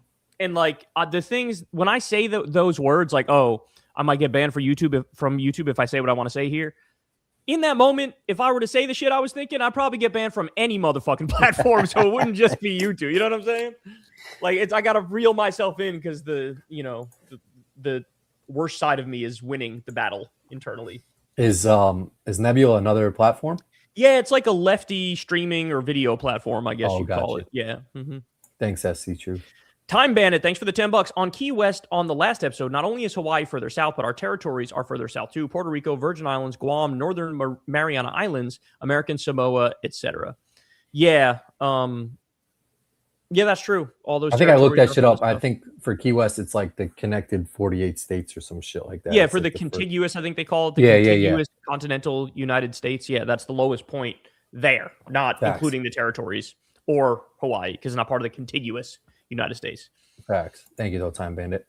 Shyster, thanks again for the $5. The world needs to take a U.S./Israeli military merger as a global threat. Agreed. That provision is fucking lunacy that they had that in there. And it's clearly an attempt to make it so that if a U.S. president comes along and goes, we don't want to send any more money or weapons there, that they go, okay, no problem. But like, there's sort of like a backdoor way of doing it because it's like baked into the cake. You know what I'm saying? Where like you can't really decouple with them. Same thing Palantir does. Peter Thiel does that shit with Palantir. Makes it so you're so embedded in our governmental computer systems that no president can come in and break up with Palantir. You have to contend with them because you can't fully get away from them. It's crazy. Yes, Shock Guy, thanks for the $5. Hillary Schulten was on Tab Jaker's show smearing Abdul as a sexist. Is it okay to call women like that the C word? Also, how punchable is Tap's face? Yeah, Tap Jaker is so fucking smug and so fucking annoying. And he knows what he's doing when he has on this Hillary Schulten lady to just keep smearing Abdul. It's crazy, man. Like the shit that they get away with saying, they're like, I won't even vote for him in the general election. Could you imagine if a left-wing Abdul ally was on CNN going, if Abdul loses, I will not vote for Haley Stevens in the general election. They would immediately say, you're basically MAGA. Right? But we can't say that about her or we're being sexist, right? No, it's bullshit. And she is MAGA, but don't call her the C word because they're going to use that against Abdul. But you can call her MAGA because she is. Muhammad, thanks for the $20. So Corin, hey Kyle, my brother who isn't a practicing Muslim, only culturally Muslim, convinced me to be more left-leaning even though I'm still practicing. I think certain things I will still disagree with you, Kyle. That's all right, brother. It happens, man. Everybody who watches my show disagrees with me on some things, but happy to have you along for the ride. Appreciate you. Facts. Thanks, Mama. V-Man, thanks for the $10. Kyle, watch your Spain video. The U.S. has just comically shot itself in the foot if they do back Morocco's claim to Ceuta by opening the door for Spain to argue they still hold sovereignty to Puerto Rico. Oh, interesting. I didn't know that. That's interesting, bro. I would love to see that play. Well, actually, I don't want to see that play out because that means like we're on the brink of World War III. But yeah, they're fucking over Spain, bro. It's crazy to watch. But appreciate you, man. Thanks, V-Man. That guy Jack, thanks for the $5. Hey guys, what cartoons did you watch growing up? Also, let's go Abdul, baby. Indeed, let's fucking go Abdul. Tomorrow, y'all, if you're in Michigan, go vote for Abdul. Don't sit on the couch. Don't fucking say, whatever. Go vote for Abdul if you live in Michigan. That's matters a big one, right? Time, bro. It's a huge one. It matters big time. Go vote for him. So what cartoons did we watch growing up? That's a great question. Corin, I'm about to throw some at you real quick. Mm-hmm. I'm going back when I'm a kid. Okay. Mm-hmm. Did you watch Birdman? No, fuck no. I don't even know. No. I watched Birdman on, I think it was on Cartoon Network. I watched Birdman. I fuck with that one. Did you watch Captain Planet? No, I didn't watch Captain Planet. Damn, you're going back. I went back. I'm trying to give people the whole lay of the land. I watched motherfucking Muppet Babies, Rugrats. Yeah, Doug, Rugrats was in there. Yep. Doug, as I get older here, this Birdman. Is this Birdman? Yep. He goes, Birdman, this thing. Is Wolverine in there, or is that just someone that looks like Wolverine? I don't remember, bro. I don't think so. No, I really don't remember. I feel like I'm trying to think what else. Then obviously as you get older, it's like Simpsons, Family Guy, fucking South Park, Like those are the ones as you get older you watch. But But when I I feel was like- younger, everything Cartoon Network, everything Nickelodeon, I was in all that bitch. Rocko's Exactly. Modern Life, fucking Cat Dog, Yep. whatever, all that shit I watched, you know? There was one, I feel like we were tapped into all of them though. You remember like Pinky and the Brain? Oh, of course. Absolutely. Like there was Gargoyles I don't really like, but that shit was a thing. Doug, like Ren and Stimpy, all that shit. Like Looney Tunes. Remember like Legends of the Hidden Temple? Remember Legends that of the shit? Hidden Temple, yeah, 100%. Watch that shit like crazy. Yeah, Wild and Crazy Kids. Double Dare. Double Dare. Oh, yes. Yeah, Oh, bangers. yes. Throwing it back. American Gladiator. American Gladiator. What's crazy though, as you look back at it, like all the kid shows that we loved, the only reason those shits exist is because there was some creepy ass pedophile who was like, I'm gonna make a kids network, and then just invited a bunch of kids and tried to touch their booty holes. You know? Yeah. Like that's the only reason. I think about that all the time. Think about the fucking where did NSYNC come from? It's because a fat pedophile named Ron Perlman was like, I need to get around some little ass boys, and so he created this massively successful fucking band of like little young boys, teenage boys, and it was all because he was trying to see them naked and shit. Oh my gosh. Yeah. How crazy is that? Yeah. That was Drake and Josh. Wasn't the director like some creepy ass old fat dude or some shit? Oh yeah, there was a like a whole documentary that me and Crystal watched on this. I forget the dude's name, but like the dude who ran fucking was it Nickelodeon or was it some other shit? Like he was the worst. He was like a pedophile 78 times over. Like it was crazy. Yeah. There was a whole documentary. I'm forgetting the name of the dude, but people could put it in the comment section. I'm trying to, yeah. Oh, good question, that guy Jack. Thank you for jogging my memory and making me remember all these like old ass cartoons. V-Man, thanks for the $5. Let me explain. In 1897, the Spanish government granted Puerto Rico the Charter of Autonomy, giving the island local self-governance. So yeah, they were colonized by the Spanish, I guess. It makes sense. I mean, Spain colonized so much. Part of said agreement was a condition that the charter could not be altered without consent of the Puerto Rican people. Oh, I see where this is going. In the U.S. got one more. This charter went into effect before the U.S. invasion, meaning by Spanish law, Spain had zero authority to hand over Puerto Rico without local consent, which was never given, meaning they can argue that to the U.S. if they so desire. That's hilarious, bro. Yo, V-Man, bro. I'm going to take a trip to Puerto Rico. I need you to show me around, man, because you fuck with Puerto Rico hard. And I've been to Puerto Rico. Did you know that, Corin? That I've been to Puerto Rico? No, I don't think I knew you went to Puerto Rico. Yeah, I've been to Puerto Rico. Yeah, I remember. I want to say I was like a senior in high school, or junior, and I think I was like 15 or 16, and my mom took me there with my sister. Good time? Yeah, it was cool, man. It was cool. I enjoyed it. We went to Ponce. Was the place we went to. Yeah, I've heard of Ponce. I went once on a cruise. I think we stopped in Puerto Rico, and we were in like Old San Juan or some shit like that. Went to a strip club out there when I was probably like 14 years old or some shit. Oh no. They let me shout out to the dealer at the casino I was at, because she knew I was a year underage and she let me gamble anyway, bro. That's what's up. How nice is that? And I won like $200 or some shit. And she told me like, shh, when somebody was asking the ages. I was like, oh yeah, I'm 18. Yo, shout out to her, because she could have you could have won too, and then she could have hit you with some like, yeah, he's not 21 type of shit, or he's not 18, whatever they. I think it was 18. I think it was supposed to be 18, and I was like 16 or something like that. That's why I fuck with like the whole Hispanic culture, man, because they just like they're cool, like they understand. Like if you're having fun, you're vibing, they're not gonna fuck with you. But if that was in like Texas or some shit, they'd have been like, you're not 21, give me my money back. Yeah, shout out to her, man. I wish I remembered her name. I want her to know I still have a positive association in my memory with her. Skeptical, thanks for the $5. Hey, Kyle, did you see that Asmongold has a new girlfriend and gave him a list of demands for the relationship? One of them was to shower and wash his hands. I did see that he had a new girlfriend, but I wasn't sure if it was like a bit or not, because she seemed out of his league. She seemed like one of those girls who like, she's Asian and she almost tries to make herself look like some sort of anime character. I don't know. I was like, is this a bit? Is he paying her? Like, I didn't really know what was up with it. But if that's true, that's one of the most hilarious things I've ever seen. Like, yeah, okay, I'll be with you, weird. But you need to wash your ass. It's like, okay. Yeah, that's super weird. Penn Taxenstein, our boy, thanks for the $50, man. Thank you, bro. Miss you, gents. Threw 50 clams to Silly and Billy during the Kyle versus Pac-Man coverage, then an extra 20 to tell them no need to poll chat to ask who they let watch their kids. Destiny or Hassan, nothing but love for you guys. Appreciate you, Penn Taxenstein, man. And Vanguard is freaking it over there too, brother. He is. They're on top of every single left wing beef. Here's the thing. So like I have a general rule. If there's some shit about me that there's even like a 5% chance it might be negative, I just won't watch it. So I'm like, I don't need that in my life. Like if somebody's dumping on me, whatever. But like I learn every other day from the Vanguard that like, oh, this person took a shot at me. Oh, that person took a shot at me. I don't even listen to it, but I'm just like, oh, I guess they're taking shots at me. And I only know that because the Vanguard is on top of every single beef. It's kind of hilarious. Vanguard does it. They're is Silly and Billy the Vanguard? Like, yeah, so that's and that comes from Jank dismissively was like Silly and Billy over there coming after us, and they started making shirts that said Silly and Billy on it. Oh, really? Yeah, they flipped that shit right back on them. Shout out to them, man. I mean, they used my fucking clip and didn't throw me any love, man. I was kind of mad at them. I commented on their video. What clip? They used a clip of me and you talking about David Pakman. And oh, bro, we get it every single fucking Kyle and Corin. I feel like they find some juicy shit. That oh, like, really? I just saw that one, and I commented like, "Yo, throw me some fucking love, Vanguard." No, they show you love. They definitely show you love. Oh, those all are the time, homies, though. Yeah, all the time they show you love.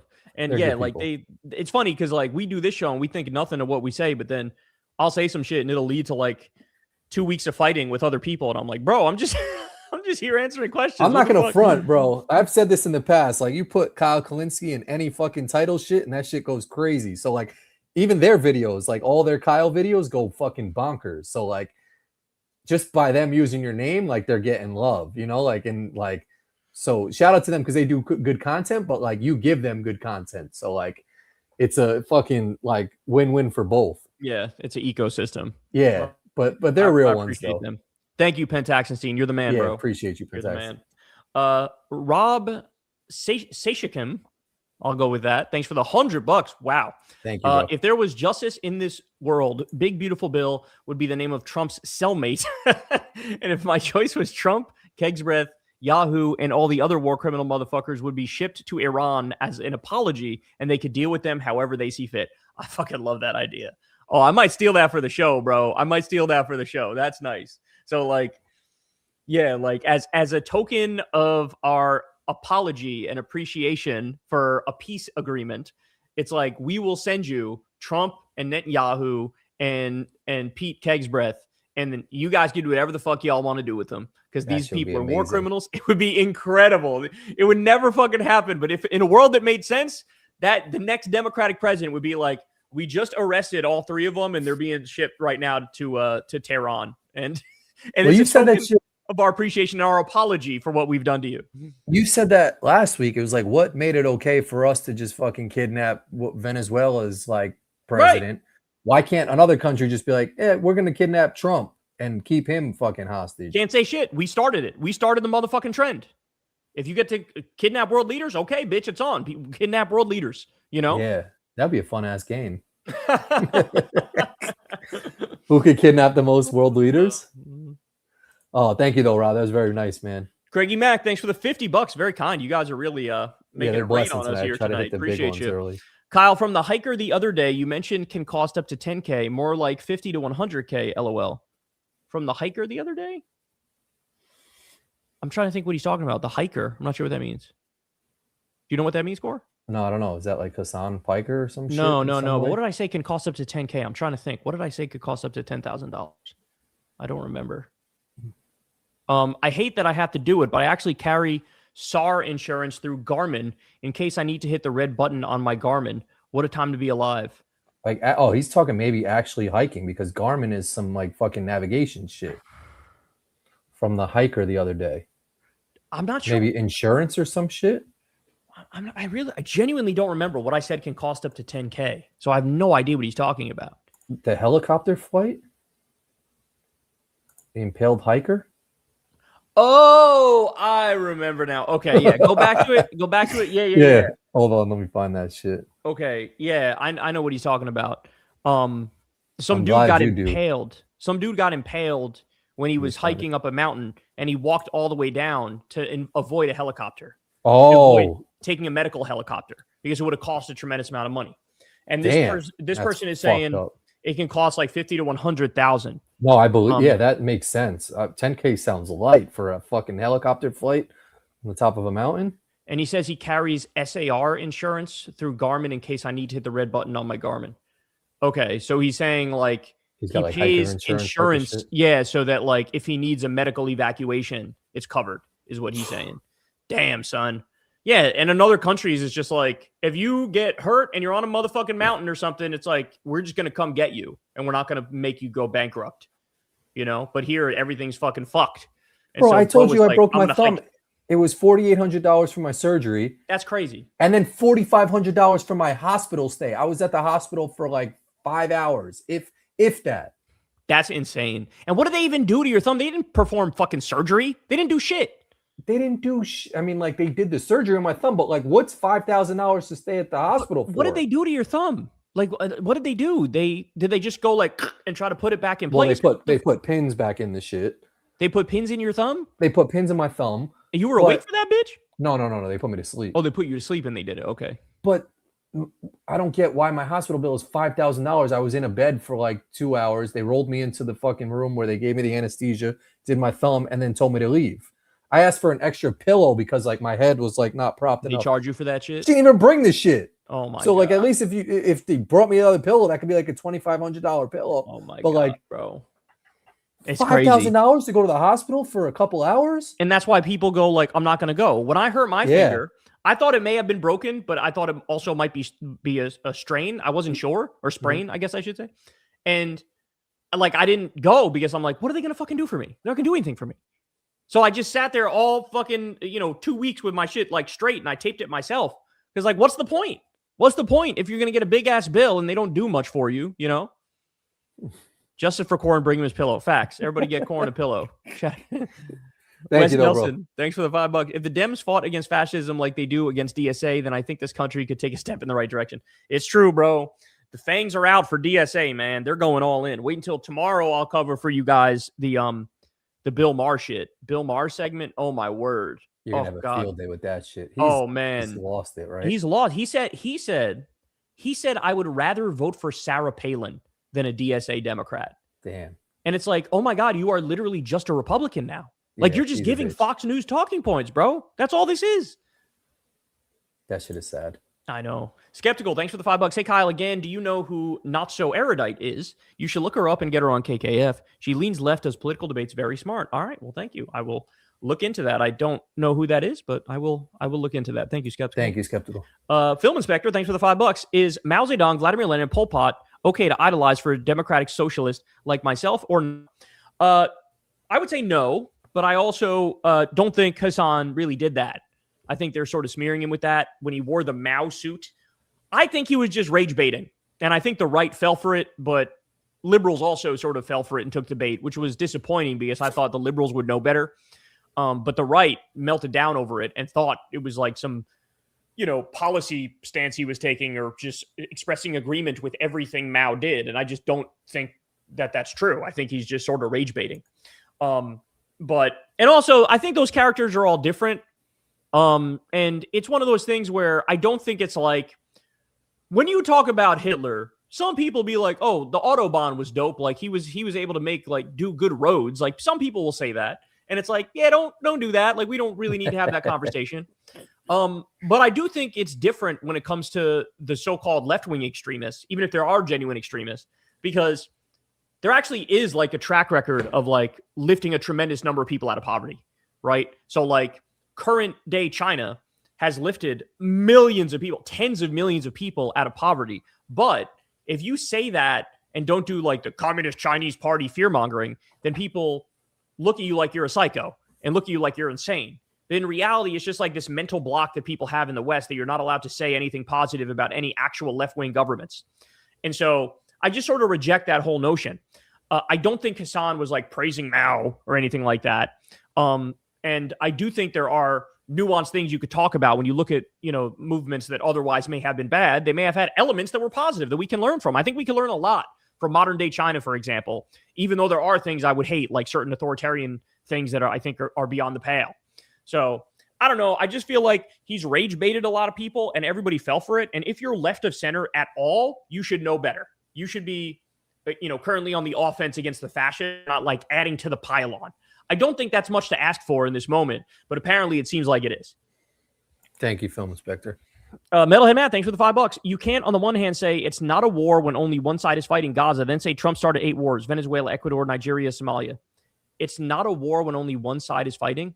Well, no, I just call it a genocide in Gaza because it's a genocide. That's what I'd say there.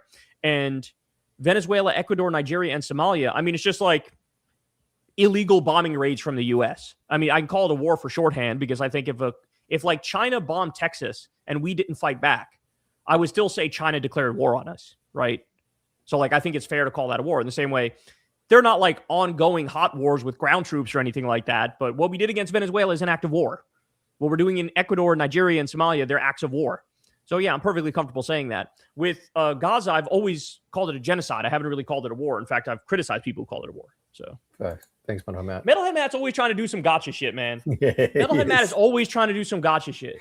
I thought he started out as a real one, but he's kind of like flipped the script a little bit. Yeah, facts. Kenji the Potato, thanks for $5. Thanks for the $5. What do you guys think about Halloweening early? My local Cracker Barrel put up Halloween decorations merch mid-July. Low-key pissed me off. 100%. See, here's the thing. Yep. I am, I don't think I'm actually autistic, but I have some autistic characteristics. Mm-hmm. And one of those things is I don't like my schedule to be broken. Facts. And the other thing is like a place for everything and everything in its place. And whenever people do shit outside of the season they're supposed to do it, I hate it. Yep. I hate it. Do not be putting up motherfucking Halloween decorations in mid-July. Like, I noticed that shit at Costco. I actually went to Costco and I heard somebody say it.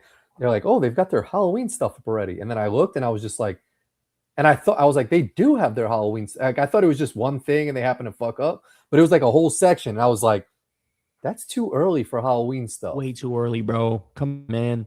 That's unacceptable. So don't hit me with, look, me and Crystal have had this back and forth. We don't disagree on anything, but this is one thing where we disagree on is I don't like when Christmas starts eating into other holidays. Yeah. Right? And like, she's sort of on team like, well, let's put up the Christmas tree earlier than what I would like. Yeah. You know what I'm saying? Yeah. And it's like, but that's what happens is she's like, oh, we won't have that long to keep it up. And I don't like to keep it up after it. So like, and it's, so I don't do any of the shit anyway. Like she's in charge. So I let her do the shit. But in my head, I'm sort of like, it's not time for a Christmas tree, bro. It's just not, you know? Yeah. Certain things have to run its course. Now, here's what I'll say is like, if you're shopping at Goodwill or you're shopping at a store and you see a costume or you get like a Halloween shit on sale because it is summertime or because it is like past the season, that's just smart shopping. Yeah, that's smart shopping. But if a store is actively fucking promoting that holiday, pump the brakes on that shit. Like, we're all going to be 100%. Buying that shit eventually. You're going to get people more mad that you have this shit than you are going to get people buying the shit because no one's even thinking about that shit right now. So don't try and start a trend to get people thinking about that shit. Yeah, I would say you got to wait until after Thanksgiving to put up the Christmas tree. Yeah. And you got to 100%. And you got to wait until after like Halloween season to put up the Thanksgiving decorations. Yes. You know what I'm saying? Like, let the fucking holidays run its course. And because you're never going to put a Christmas tree up before Thanksgiving and have somebody be like, that's a great idea. Like, right. It's only going to be some negative shit. And you got to do, if you're going to do like Halloween shit, you should start October 1st. I'll allow it. Yeah. But I'm cool with October 1st. If you're September 29th in this bitch, fucking stop it. It's 82 degrees outside. Yes. It's still nice. Like, nobody's thinking about no fucking Halloween right now. No one wants to see a pumpkin right now. 100%. Yeah.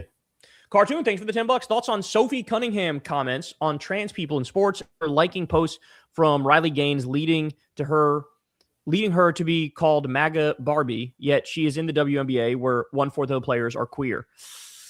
Did you see this shit? I didn't. I didn't see it. What I did see was the picture of Sophie with Riley Gaines. Like, I saw the picture of her with Riley Gaines, and I was like, oh, the fact that she's taking a picture of Riley Gaines, like that's, I know what she's doing. Yeah. So look, all I'll say is she might find out after fucking around. You know, like those WNBA women might just fucking, they're not fucking around. They might put her in her fucking place. Yeah. And not for nothing, you're kind of asking for it, right? Yeah. It's like if you're a white boy in the NBA and you say some racist shit and you're like, that's how I feel. Yeah. Then it's like, all right, well, you're sort of asking to be isolated and alienated in the fucking locker room, and you're asking to have no friends and for them to like maybe fuck with you a little bit. Yeah. You know? So like, the fact that she doesn't know that, also low-key, that makes me feel like, what are you hiding, Sophie? Right? Like, are you secretly trans and you're like a self-hater? It's sort of like the Republicans who all are anti-gay, but they desperately want to suck dick and they do suck dick on the weekends. Yeah. You know? Like, it's the same shit. Like, are you yourself trans and you're a self-hater? Like, and you come from a religious background? Like, what is going on here? Yeah. Because the over-the-top trans hatred is just crazy to me. Like, what's the point? Yeah. Why? They have it hard enough. Why are you trying to make their lives more difficult, you know? Yeah. Yeah, she's bugging on that. Especially taking the picture. I do think that like playing professional sports though, like a biological man playing some female shit, that's kind of like, of course you're gonna dominate in that shit. Like, but I mean, they have rules around that, right? Yeah, like, yeah. There's and it's such a small number of fucking people that can do that. And then also in the instances in like college and high school, for example, where they do have trans players, they actually haven't dominated. Yeah, they haven't. They've come like not inverse. It hasn't been pure domination, which sort of like flies in the face of like, oh, it's a guarantee. Like, yeah, if you have LeBron James put on a wig and that's say what they said. They said LeBron's going to retire and come back as a woman and play 10 more years in the WNBA. He can play 30 more years in the WNBA. No, facts. But you get it, right? Like, yeah, it's not what they say. Like, they try to scaremonger about it and fearmonger about it. It's like all they're doing, what they really want to do is make it so that like trans kids are alienated and isolated and not allowed to have any community or be in a shared space where you have like social interaction and gain friends and shit. They want to make it so you can't play in elementary school or middle school or high school. Yeah. It's a way of trying to alienate them more and say like, you're different. You're not allowed to have fun like the rest of the kids.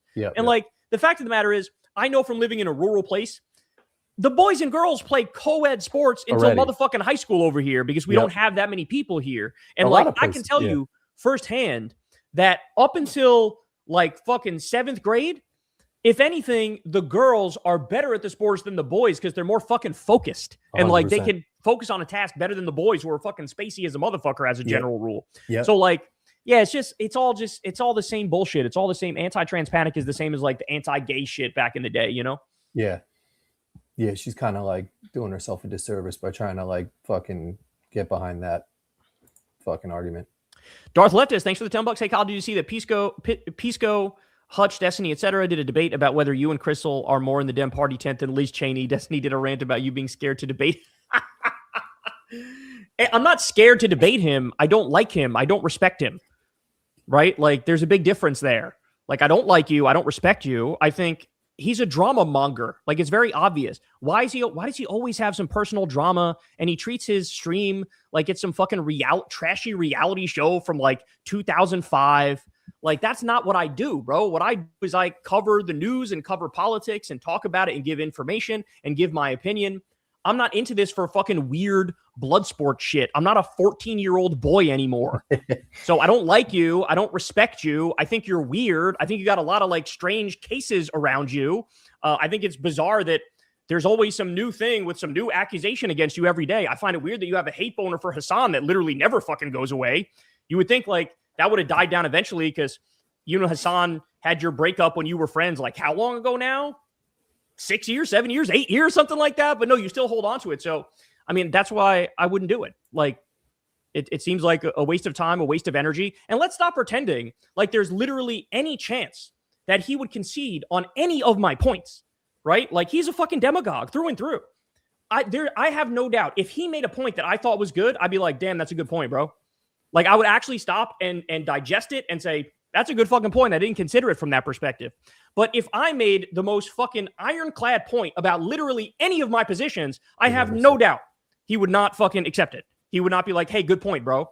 Because that's not what he's doing. He's like fucking like peacocking. He's doing this weird thing where it's like, you know, I'm going to one up you. I'm the macho man here. I'm the alpha. Like, I'm going to fucking take you down, bro. And it's like, I'm sorry, I'm not 14 anymore. I got no interest in this drama bullshit. Sorry, bro. And by the way, let's just say this. In this moment, as fascism is fucking sweeping through this country and taking it over, it is deeply fucking unserious that anybody would want to debate something like this. Who's more in the tent? The fucking neocon warmonger who's never met a war she didn't like, or the people who are anti-war and pro-universal healthcare and pro-helping people and pro-equality and pro-justice. The fact that you have to debate that as opposed to, I don't know, talking about Stephen Miller's fucking concentration camps or the fucking Epstein pedophile cabal that's still running wild, or the endless wars, I think that says something about his unseriousness as a person, right? Like, if you're talking more about inter-left-wing fights in this crucial moment where we're all desperately trying to beat back fascism, if you're not aiming your sights on the fascists, that's a fucking you problem, bro. Like, that's not a me problem. That's a you problem. That's like you lost your motherfucking way and can't see straight and can't see the danger that's clearly right in front of us right now. So that's all I'll say on that. But that's a mic drop. Not a serious dude. Thanks, Dark Leftist. Metalhead Matt, thanks for the $5. Paxton didn't throw out 2.5 million ballots. He sued Harris County for sending 2.5 million unsolicited mail-in applications during COVID. Not at all comparable. That seems pretty comparable to me, bro. That seems pretty comparable to me. Where do you think those? Do you think those 2.5 million ballots were all illegitimate ballots? Were fake or something like that? Because that seems completely and utterly ridiculous. Obviously, what the Republican play is to disenfranchise as many people as possible. And like, I think you know that, Metalhead Matt. I'm kind of getting fed up with Metalhead Matt. He's sort of flirting with a ban here. Not gonna lie. Yeah, like, he's sort of flirting weird. with a ban. Like when every single thing is like a fucking attempt at a gotcha. Shit, yeah. Like, you know, we might be done with you, bro. Mohi, thanks for the $20. Iran had decades to prepare. If we planned properly, we should have begun a massive Green New Deal clean energy push in the 1980s to cut oil dependence, making threats to close the Strait of Hormuz and oil far less impactful. I mean, exactly. And certainly you would think in this moment where like we need green and renewable technology, that our leaders would be smart enough to go, okay, well, at least now let's invest massively in it so that within 5 years, 10 years, we can be in a better place. But no, in this moment, they're still saying fuck green energy, fuck renewable energy, fuck wind energy, solar energy, geothermal. Like they're doubling down on the oil, which we can't even fucking get now. So it's just, they're so stupid. That's why I call them a baboon regime. It's like a bunch of baboons are throwing feces against a wall and trying to rule the country that way, you know? Yeah, dumbasses. Thanks, Mohit. Cap, thanks for the $10. Destiny made a video. Crystal Ball is disgusting. He reacts to our interview with Adam Smith. Would you consider having him on KKF to hash out differences, or would you rather punch him in the face? I wouldn't want to punch him, but I also would not like to talk to him in any capacity anymore. So yeah, neither is my answer to your question, but appreciate you, bro. Thanks, Cap. Cap, thanks again for the $10. Hal, please remind me where the orange man first hooked up with his wife. Whose plane was it again? It's been a while since you mentioned it. I forgot. Well, good question, Cap. And I'll answer that, even though everybody in the audience just answered in their own head. They allegedly first had sex on the Lolita Express, which was Jeffrey Epstein's pedophile plane. Oh, really? Oh, you didn't know that? No, I didn't know that. I say it on my show all the time. Yeah. Oh, that he met her through Epstein. Yes, and Trump. Well, that is alleged, not proven. But the thing I know for sure is that it is alleged that Trump and Melania first had sex on the Lolita Express. Wow. And I think it was Epstein who talked about that in his emails, and it came out in the Epstein files. Damn. Right? Kyle, why should I care where the orange man first hooked up with his wife? Also, Corin's opinion on Eminem proves he's a Zio. Don't be a hater, Corin. How is that linked? That's very bizarre. I don't see those things as linked at all. Why should I care where the orange man first hooked up with his wife? I don't know. I think it says something about who you are if like that's the company you keep, right? If like you have casual stories about being on Epstein's pedophile plane, I think you're probably a bad guy and probably a pedophile. You know, I don't think people were going on that plane regularly unless they were pedophiles. Yeah, right? Facts. Like you're not going to go like, you know, like a lot of other places you can have vacations and have a good time. Yeah, like if I'm hanging out with Tiger Woods a bunch, at some point you're going to go, I think he's a golfer. I think Kyle's a golfer because he's out with Tiger Woods all the time. You know what I'm saying? Like there's some things that just go together. Like peanut butter and jelly goes together, and Epstein and pedophilia go together. So like if you're on Epstein's plane, like, you know. Yep. Yeah.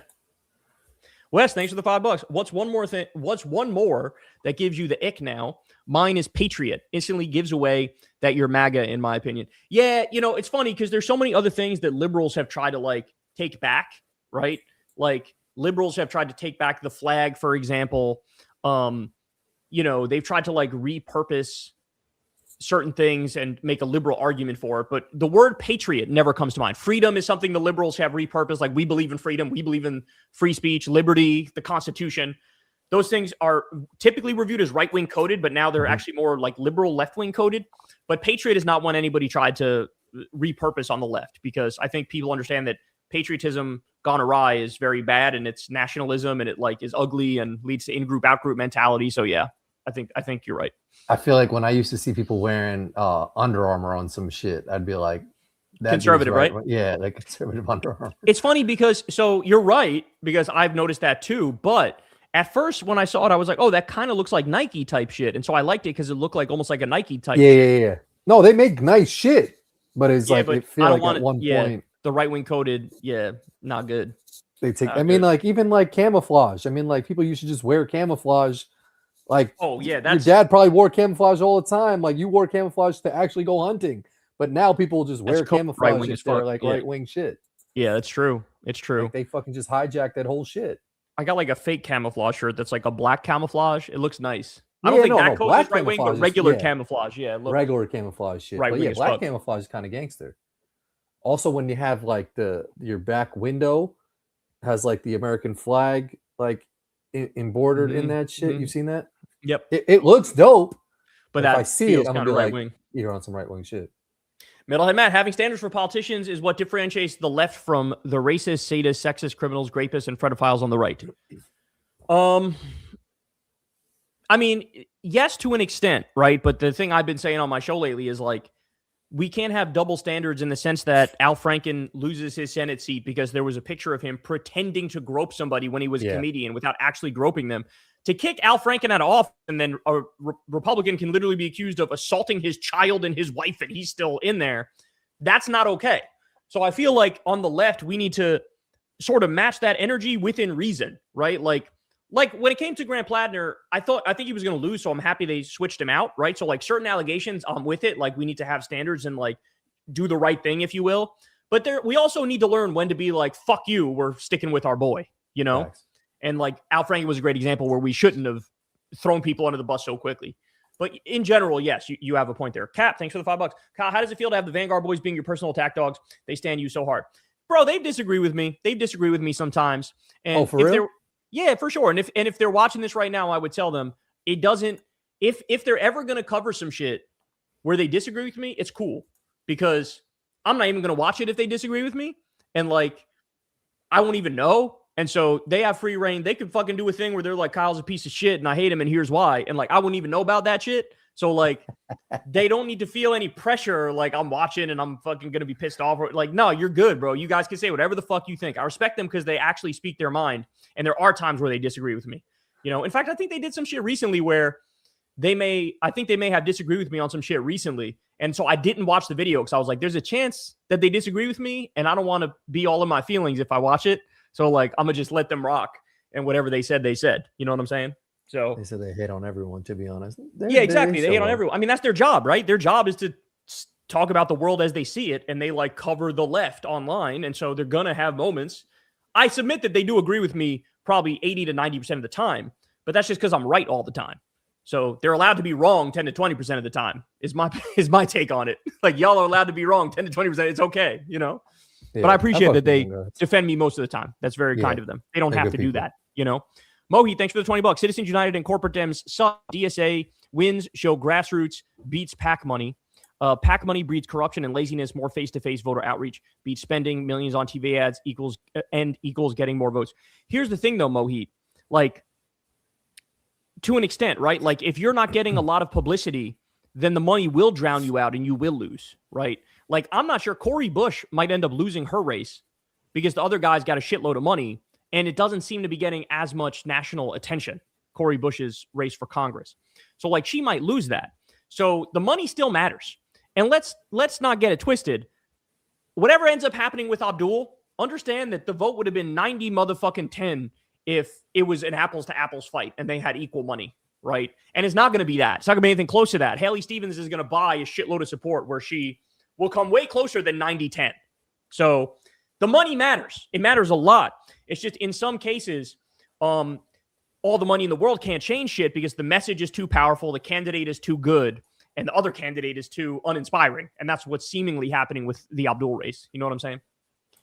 Cap trying to come at me, man. Come on, Cap.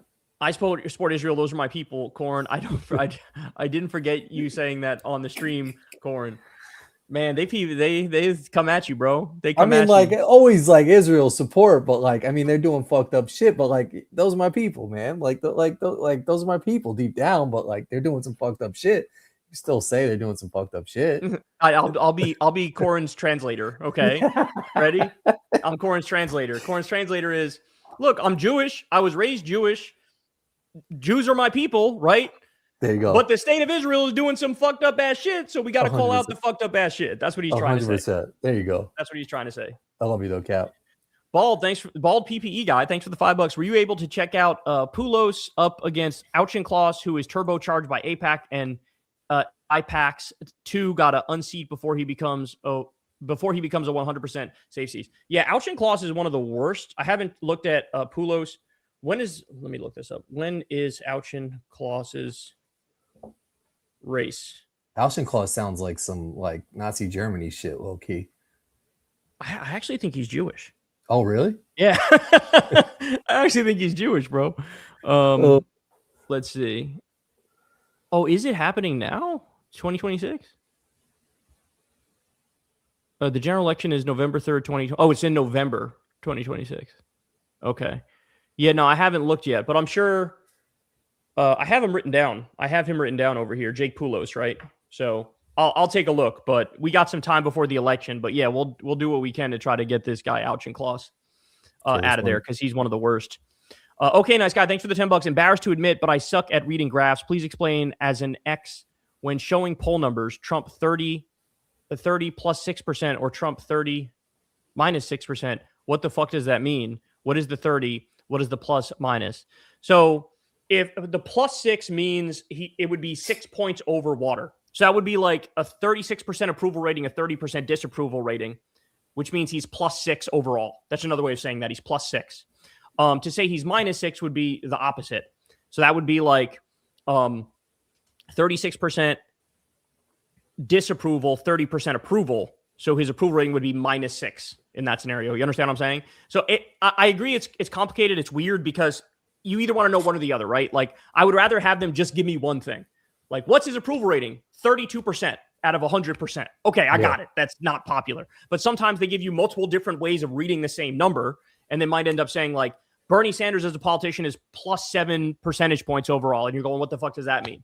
Well, it means basically what I just described, which is like, his approval is 7 points higher than his disapproval, which is any politician with an above water approval rating like that is doing well, right? So that's a good rule of thumb to think about. Any politician who's more over water than underwater is a liked politician, generally speaking, and is doing better than 90% of politicians. Why do they make all that shit so complicated? Even when you vote, like they make that shit so fucking OD. Like it's like, just give me do you want to vote for this person? Write their name in this shit. Like the fact that they put their name on the ballot like 17 times and they're like, only circle one or your shit's gonna get thrown out. It's like, why are you doing that to me? Why you got to make me think?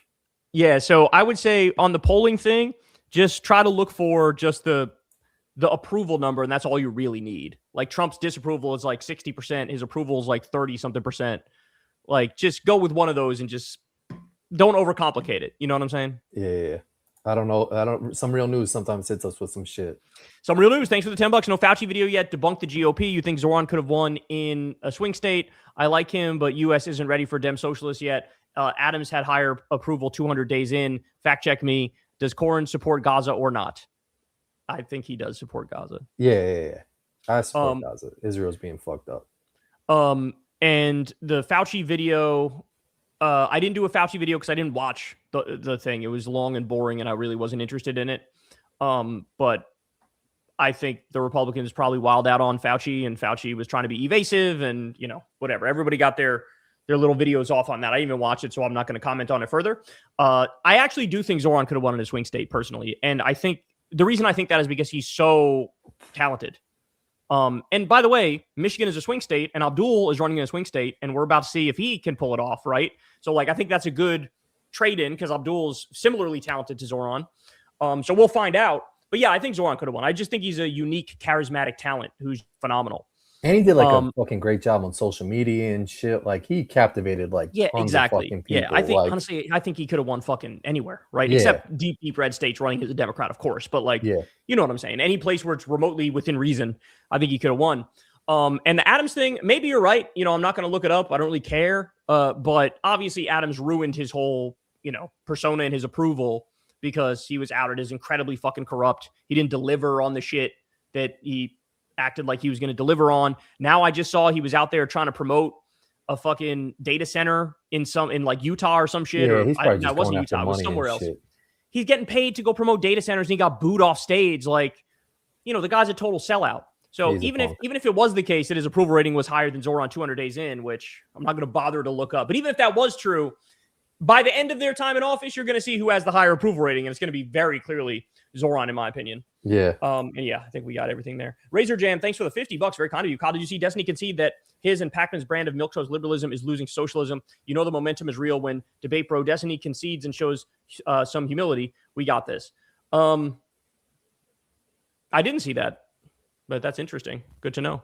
Did Destiny, he debated David Pacman or no? No, I think what this person is saying is that Destiny admitted in a debate, maybe it was the debate with Pisco and Josiah, that like their version of liberalism is like not as popular as democratic socialism with the base. But like what I would say is that's kind of always been the case. Like, yes, I grant you that now the label democratic socialism is more popular than it's ever been. Like, it wasn't that popular before. Now the label is very popular, and the group Democratic Socialists of America is very popular. But like, it's always been the case for as long as I've been doing my show that when you poll people on specific issues, the left-wing position polls very high, right? Like, when you ask people, do you want to tax the rich? Like 60, 70, 80% in some polls that want to do it. When you ask people, do you want Medicare for all? It's, again, 60, 70, 80% of people that want to do that. And you go down the list, raising the minimum wage, whatever, ending the wars, like all the left-wing positions poll very, very high. And so it's not a surprise to me that we're having our moment now. What I'm surprised by was that our moment wasn't sooner, that people didn't catch on to this shit sooner, because what we're arguing for from our perspective is really just common sense. Is really stuff that doesn't even require much of an argument. You just bring it up and people go, yeah, I like that. I like anti-war politics. Yeah, I want to raise taxes on the rich and give people health care. Like, yeah, I want to raise wages. Like, yeah, this is like common sense type shit. So it's weird it took this long to get to our moment, you know? Thanks, Razor Jam. Our guy Benjamin came in hot and heavy tonight. He's got a couple. Benjamin, thanks for the $200, bro. What do you think about the vote blue no matter who discourse? People mad at you using it against libs now. Progressive victory is supporting people like Abdul and Peltola in the general. Even some people we tried to primary. Sometimes I feel like we're the only ones who actually vote blue no matter who. Yeah, look, I mean, I've talked about this in the past. I genuinely and sincerely think I was wrong to not vote for the centrist Democrats when that was the only option, right? Like, obviously, I fought like hell for Bernie in every election he ran in. But ultimately, when he ended up not being the candidate, I think it's very selfish and short-sighted to like sort of throw a tantrum and be like, shit talk the centrist Democrats. Like, a time and a place, right? Like, you could disagree with them in the primaries and call them out in the primaries, become the general. And to my credit, I literally did debates with people where I argued that Hillary was a lesser evil to Donald Trump, that Donald Trump was worse. So, like, I often get tarred with this idea that I was Bernie or bust. I never was. I described myself at the time a number of times as, quote, half Bernie or bust, where, like, I understand their arguments and I sympathize with the Bernie or bust arguments. But if you actually hold a gun to my head and tell me who's going to be better for the country, Hillary or Trump, Hillary would obviously be better for the country, right? And, repeat the same thing over and over with Biden. Obviously, I rode hard for Kamala. By the time Kamala came around, I was just in favor of Kamala winning the election. There was like no ambiguity around it whatsoever. But like looking back, and I mean, I've done segments where I said give liberals their give the apology form to liberals because they were right about certain things that we overlook, like Trump's character, for example. I used to mock character arguments. I was like, who cares about character? It's all about policy. Turns out character really fucking matters because that's the thing where you're going to go, oh, I lost the election. I guess I got to step aside. Like that's character to say, I got to have dignity. I got to have self-respect. I lost. I'm going to step aside. Turns out that shit really mattered. Turns out when the resistance liberals had Trump derangement syndrome, they were always correct to espouse that. And us who were saying, like, don't go too far against Trump, we were wrong. They were right. And so I feel like I've been very fair to liberals. And these days I've said, I actually think it's correct that even in the races where my preferred candidate loses, I couldn't fully wrap my mind around the fact that MAGA truly is a fascist, terrorist, imperialist death cult. And when one of the political parties is like that and they're off the spectrum and they're fucking psychotic, yes, I will take the most milquetoast centrist Democrat. If that's the only candidate left, I will take that person over the Republican every single time. So, yeah, vote blue no matter who. It's literally just like, it's as simple as saying the most sane person should always win. Like, that's it. That's all you're saying, really. And so I would say that those things are, it's always been the correct position in a sense. It's just easier now for people like me, honestly, because we're getting so many more wins from actual lefties. So now it seems like I'm almost rubbing salt in the wound of the centrists to be like, we beat you in the Democratic Civil War. But I don't want to do that. I don't want to rub salt in the wounds. I want them to support the Democratic Socialist candidates and the left-wing candidates because they also realize that we are whatever issues they may have with us, we're obviously far superior to literal MAGA fascists. And I don't think that's much to ask. And I think most liberals are going to acknowledge that and vote that way. So I don't even think it requires me saying much of anything. I think there's some Democratic politicians like Hillary Scholten who are throwing a tantrum and are going to side with MAGA. And I think there might be, some people like Hutch, for example, who might like throw a tantrum and not support the left-wing candidates. I guess we'll find out. But I think most people, especially Democratic voters, I think like virtually every Democratic voter who votes for Haley Stevens is going to vote for Abdul in the general election against Mike Rogers. I think that's going to happen. I think like all the Democrats who voted for, Jasmine Crockett over Tallarico in the primary, they're going to vote for Tallarico in the general. So like, I don't think there's much of an issue among the actual voters. I think it only becomes an issue with pundits and with politicians who get their feelings hurt and who might be genuinely extremist or bought off by the Israel lobby or other lobbies. And like, they're the ones who might crash out and act like, no, I'm not doing it. But like, that's such a tiny percentage, it's barely worth mentioning. So we'll know tomorrow. Like tomorrow's a big litmus test on.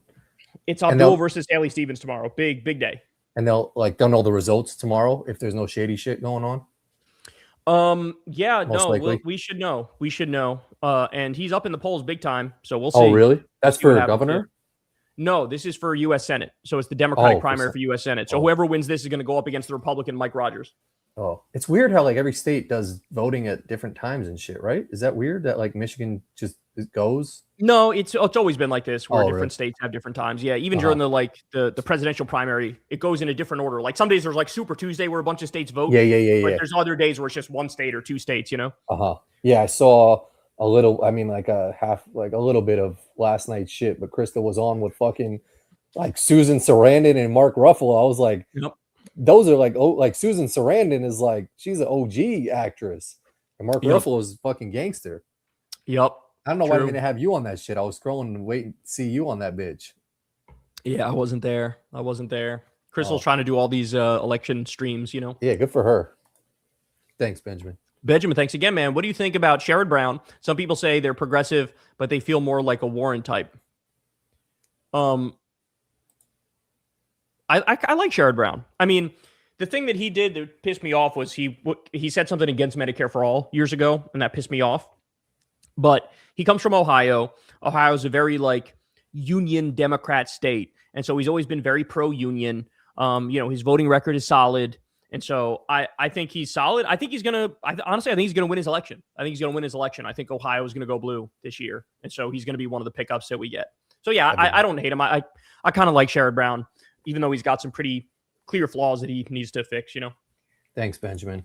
I don't know what that shit is, but Gary, thanks for whatever that amount of money is. Lindsey Graham ate so much cum he died. Yeah, that's what they're saying, bro. The streets are saying that his stomach exploded from all the semen. Rest in peace, bro. Rest in peace. It's the only fucking rational answer. DPD, thanks for the $10. I don't know if you watch Texas Paul, but my husband was watching his show the other day, and TP seems to believe that Iran is benefiting from the war, and they have ulterior motives. And fuck Bill Maher. Yes, fuck Bill Maher indeed. Iran is definitely benefiting from the war because they control the Strait of Hormuz now. They're rising as a global power now because of this war, because they're winning the war and we have no way of winning it. And they now have like veto power over the global economy. And Texas Paul, I don't know who Texas Paul is, but it's not Paul's ego, I don't think, because Paul's ego is my boy. We like Paul's ego. Sure. Benny Johnson's Twitter ads, thanks for the $20.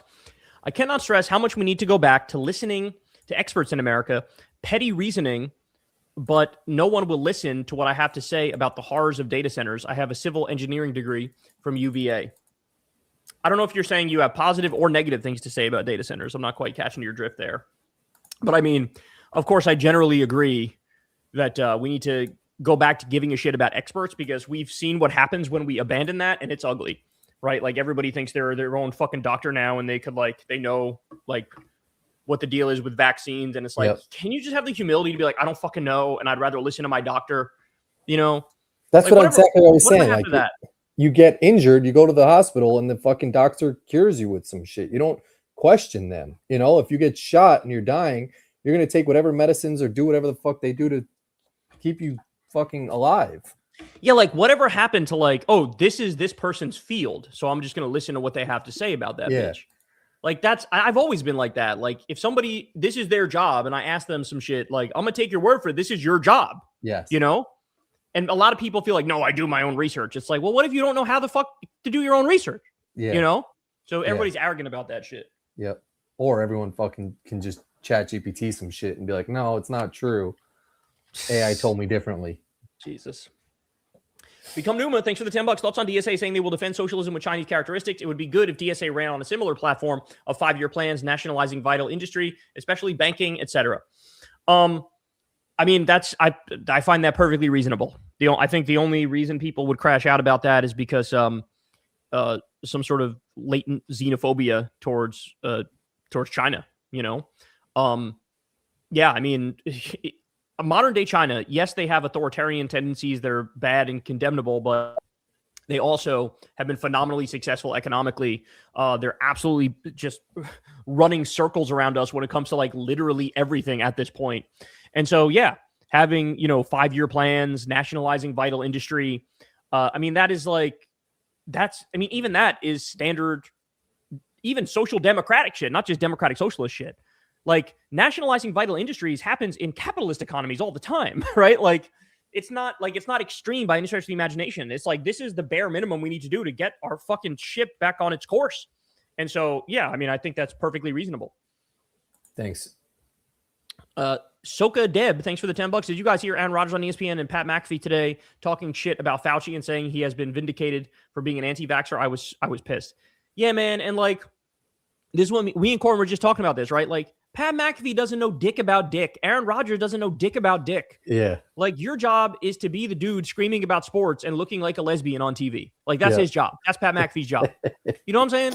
Like, bro, stop acting like, you know some shit. Like, you don't know shit. Yeah. Rodgers goes on Joe Rogan once and thinks he's like fucking an expert on every topic. And bro, this is what Trump brought out. Like, Trump brought out the least impressive white guy the least impressive old white guy that now thinks you can't say shit to him about anything. He knows everything, and he's going to say it loud and aggressively. Mm-hmm. And it's like, I don't know how to get through to you, bro, but you're an idiot. Like, you're an idiot. You know what I'm saying? Yeah. Like, I'm an idiot, but I know I'm an idiot. And so I'll defer to people who are not idiots, Yeah. And like, just because you're a really good football quarterback doesn't mean you're an expert on like some political shit. Like, 100%. We don't want to hear your opinion on that shit. 100%. There's no doubt they can't tell me why they dislike Fauci. Yeah. They just saw a fucking Facebook meme 6 years ago that stuck with them, but they can't even remember what it was. But Fauci's really bad, right? But they love Trump, right? They love Trump, but they hate Fauci. Well, I don't trust your fucking character at that point, right? Facts. That shit got me so mad today seeing that. Sheila, thanks for the $10. It's been speculated that the tariffs at the beginning of the Trump regime was done intentionally to crash the U.S. economy. Is war with Iran and closing of the strait more of this on a global scale? No, I mean, I don't think it's not. They're not crashing the economy intentionally. They're crashing because they're a bunch of incompetent, idiotic baboons. Like, he wouldn't purposely want to do that because that would tank his whatever remnants of a legacy he has left. And so that shit is all their incompetence. Like, there's a lot of self-dealing, a lot of corruption, but there's also just stupidity and incompetence. And I don't think they were intentionally trying to crash the economy. Now, I could hear you out on they were intentionally trying to rob taxpayers and give the money to the corporations, because that is what happened with the tariff refunds, is that like we ended up paying the tariffs and then the companies are getting big rebates from the tariffs having to be given back. We don't get it even though we paid the tariffs. That's crazy. So I could be listened to, I could hear a theory around that like it was all a ruse to give the corporations more money, but definitely not to like intentionally crash the global economy. I wouldn't say that. Thanks, Sheila. Benny Johnson, thanks again for the $10. Kyle, with how insanely corrupt 47 is, do we owe the resistance libs an apology for criticizing them for Russiagate? I feel like that corruption accusation seems extremely plausible now. 100%, man. 100%. The resistance libs were motherfucking cooking when it came to a lot of shit that I couldn't see clearly at the time. I thought there were some Trump attacks that were hyperbolic. I thought there were some that weren't grounded in reality. But when you look now at everything he's done in the second term, I think the fact of the matter is he either was doing the shit or wanted to do a lot of the shit, but couldn't in the first term. And so, yeah, some of the Russiagate stuff, I mean, some of it I still think went a little too far. like the idea of he's a long-term Manchurian candidate from the 1980s. However, some of it was spot on. So like the Russian money laundering angle to it, like I think that shit is real as fuck. In fact, I'm gonna fucking talk about that tomorrow. In fact, his 300 bank accounts linked to his business getting shut down for money laundering concerns. So, yeah, man, like some of that shit they were made like cooking. $2.8 billion or some shit, and that's just off. That's just one LP. I forget what that's just, but it's 2.8 billion, and that's just off of like one specific thing. I don't remember. Oh, really? I thought that was like his total shit. No, I think that was just off the crypto coin or some shit. No, it was 600 million off the crypto coin. Yeah, I don't remember the specifics, but yes, he made billions while in the office with a variety of corrupt schemes that he's making money. Benny's got another one. Also, I just moved to Dallas for my first post-grad job, and I tried brisket for the first time Saturday. Let me just say it is heavenly good. I hope I run into Jordan Spieth while living here, too. Spieth, man. Oh, my God. There's so much I can say about Spieth. First of all, you're right about Texas barbecues out of this world. It's incredible. Nobody's been able to. I think you just tried that shit is kind of wild, though. It's incredible. But the Jordan Spieth thing, bro, like Spieth was the golden boy, and he was like supposed to be the next Tiger Woods, and now he's struggling. Like he fell off hard body. He fell off kind of hard. I mean, he's done this before and then came back a little bit and won some tournaments, but he hasn't won a major since 2017. And so now people are like, damn, was that it? Was that the peak? And like, it's tough. It's got to be tough being him, knowing like I was at the top of the world and couldn't lose. And then now it's hard for me to fucking be in the top 10 or whatever. Like, was it tough. Ever since? Didn't he like have a major lead at the Masters or some shit and completely shit the bed? Was it after that? That was 2016 that he was like leading by like lead, 5 or 7 and then made like a quadruple bogey or something on the par 3 and lost it. But then he came back the next year and won the British Open. Oh, okay. So he won a major since then. Got you. And then fast forward, and he won again in, I don't know, 2021 or some shit like that. Okay. But like he hasn't won in a while. And, you know, his standard was like, I compete in all 4 majors a year. There were years where he was in the top 5 in every fucking major and he won multiple, you know? So now it's like, you know, it's got to be tough, bro. It's got to be tough. I could talk forever about Jordan Spieth, but I'll wrap it up. Martin Miller, thanks for the $10. If Iran really wanted to get a nuclear weapon, they could go to China, Russia, and North Korea and ask them to borrow nuclear weapons for deterrence. And one of them could say yes, making this war, I think you're trying to say moot, not mute. Yeah, I guess so. But, you know, that would kind of implicate China, Russia, North Korea as well in it. Yeah, I don't know. I don't know if they'd be very willing to just, here's a nuke. So I guess it's a little more complicated than that. But if Iran were to have a nuke, that would be one thing that would guarantee safety and security, because then we couldn't get away with the shit we're trying to get away with, where we bomb them every other fucking week. You know? So the world would actually be more stable if they had that for deterrence. That's the part that nobody wants to say, but it's true. Beyblade, thanks for the $20. If you're in Michigan, go vote for Abdul tomorrow. Let's fucking go. Dem Tea Party 2026. Let's fucking go, brother. Indeed. Let's go. Dem Tea Party, Abdul, it's happening, y'all. It is fucking happening. It is on like Donkey Kong. Thanks, Philip Nelson, thanks for the $10. Hey, Kyle, I tried asking you this before, but I don't think it went through. But I don't hear you talking much about Jon Stewart anymore. What happened? Nothing happened. I still love him. He's still the man. I was watching like all of his segments when I was covering him a lot. I was watching like all of his segments and reacting in real time. I haven't watched like every single show with him in it since then. So I just haven't covered as much of this stuff. I also think I may have been knocked on copyright for one of those videos. So maybe that's why I slowed down also covering his videos. Oh, really? Yeah. So every now and then, like some shows like Bill Maher will do this or Jon Stewart will do this. Like you'll just get hit with a copyright shit over their thing. And then it's like, interesting. All right, well, I guess I can't talk about this anymore, you know? So yeah. But no, I still love for Jon Stewart. Ben, thanks for the $20. Israel sponsor check. Say genocide is bad. Genocide is bad. Thank you, Ben.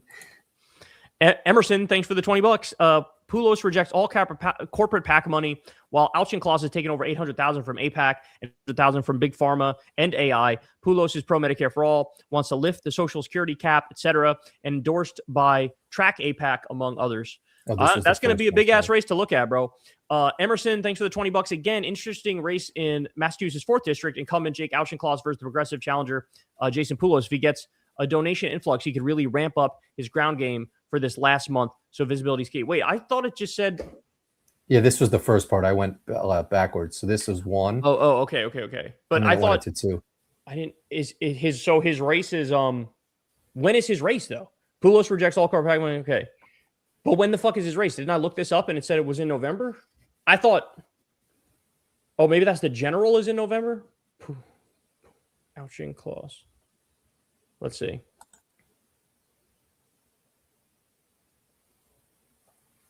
Let me see. All right. Auchincloss poll shows big lead over primary challenger Poulos. A survey commissioned by Massachusetts Congressman Jake Auchincloss re-election campaign shows 47 points ahead of Democratic challenger Jason Poulos, according to memo. The one-page documents from Auchincloss, blah, blah, blah. Yeah, but when the fuck is the fucking race is what I want to know, bro. When is the motherfucking Is race? that Massachusetts? Is this Massachusetts, yes. It's Massachusetts. September? Does that make sense? Okay, September. Okay. So, yeah, we got some time. All right, good to know. Good to know. I was panicking because I was like, wait, is this the fucking race tomorrow? No, I don't think so. I didn't think Massachusetts was happening tomorrow. The Wizard of Baltimore, thanks for the $10. Kyle, help. My girlfriend's dad left her a collection of diptyque oud palau. Okay, so it's a fragrance. O Nabati, O Rila, Tempo, Volutes, and Ben Jabomahin wants to try selling, but we don't know jack shit about cologne. Any input? No, I have no input. I'm unfamiliar with literally all of those. And I feel like selling colognes is going to be tough. There's just so many places. I would say go to eBay, but a lot of the eBay ones are fake as fuck. And I think the fragrance community kind of knows that, so they don't use eBay anymore. So yeah, I really don't know what to say to help you out. I'm just I have my little collection of like mostly, brand name ones. I don't really do the crazy out there ones. So I wish I could help you, bro, but I don't know any of those names and I wouldn't know what to do. I don't sell my shit at all. I just buy bottles and wear them all, Good luck to your Baltimore squads, Wizard of Baltimore. Yeah. Thank you, bro. Yeah, appreciate you, man. Mohit, thanks again for the $20. Kyle, how to book you on mainstream news so you can let it rip so you get the same Hassan Piker coverage. Would you want that? Corin, would you apply to be on ESPN as any sort of sports analyst or street side sports reporter? He'd be good as fuck at that. Yeah, I would love that shit, but they won't do that shit. Although they got a lot of heat because Monica McNutt was just recently on air for she was at the nail salon getting her nails done, doing a fucking segment. And everyone was just like, you just laid off all of these amazing fucking writers, reporters, all this shit. And now you're going to give us a news segment of Monica McNutt getting her nails done. They've turned into a lot of fucking just slop TMZ. And also they fired all their people to give fucking what's his face $1 trillion. Yeah. Pat McAfee. McAfee. They fired everybody and was like, let's just give Pat McAfee all of our money. So nobody takes them seriously anymore. They're kind of a joke of a network, but they're paying Stephen A. Smith, Pat McAfee, people they fit that their executives think is who we want, but it's that's not who we want. And to answer your question, would I go on mainstream news? Yes, I would. If CNN wanted me on one of those debate panels, if Fox News wanted me on, but they're fucking pussies. They're never going to do that shit. And also, look, let's be serious here. I also kind of asked for not being invited because I treat these people like shit because they deserve to be treated like shit. I call you would let Scott Jennings. I call Scott Jennings a closet case. They're not going to invite me on CNN to sit next to Scott Jennings. I'll call him a closet case to his fucking face. You know? Yeah, they want that shit. Even though it'd be phenomenal ratings, and it would. Everybody would love that shit. Oh my god, people. The shit they're looking for, viral videos and fucking. Oh, I'll give you that. I'll give you that. Clicks and engagement and everything that they can put onto YouTube and their YouTube channel, they'd get, but they're just so dumb that they keep going with these fucking cookie cutter people. Let me get one more, then I got to take a piss real quick. Yeah. Pentaxenstein, thanks for the $20, bro. Abdul El Sayed is jacked. Message ends. That is true. Now, a lot of people don't know this. Abdul is actually relatively on the shorter side, but because he's jacked, people don't know. It's kind of amazing the way it works. If you're fat or if you're jacked and you're short, people will just assume you're big if they don't see you in person. The brain just goes, yeah, he's got to be relatively tall. That's just how it works. He's short and jacked? He's short and jacked, but since most people only see him on camera on TV, they don't know that he's short. They look at him like, oh, he's got to be a big guy. He's big, And people think big. They think big both muscle-wise, but also height-wise. Yeah. It's the same thing with fat dudes. You'll see a fat guy on TV and be like, damn, that's a big dude, right? Mm-hmm. And then you'll think it's a big dude, tall-wise too. But then you might see him in person and be like, oh, you're shorter than I thought. Yeah. It's weird the way it works because some people you'll think people think I'm short from watching the show. Yeah. And a lot of that is because of the camera position. The camera is above my eye line. Yeah, and I do that on purpose because it makes your chin look better. It doesn't make it look like you're fucking you got double chins or whatever the fuck. But the end result of that is when people see me in person, they're like, oh shit, you're way taller than I thought. Yeah. Because from this angle, I look like I'm only 5'7" or whatever the fuck. I'm 6 feet tall. Yeah, I guess it's weird for me because I know how tall you are. So but other people watching, every time it's without fail. Anytime people see me in public, one of the first things they'll say is you're taller than I thought. Yeah. Because they expect me, because they're used to seeing me just from this angle. And so in their mind, they just put me at like 5'7", 8 or whatever the fuck, you know? Yeah. All right, let me go take a pee piss real quick. Yeah, be right back. Let me see how jacked this dude is. I don't really know much about this guy, Abdul said, but let me see.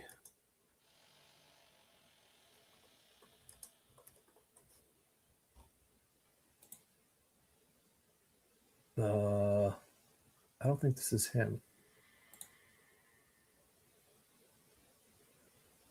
I can't find any good photos of this guy. I'll take your guys' word for it. But I mean, hopefully he's in good shape. Love checking in on the shows, guys. Keep up the great work. Kyle, you missed your chance this past 4th of July to enter Al George Washington and have him call. Is that a real guy? AI George Washington.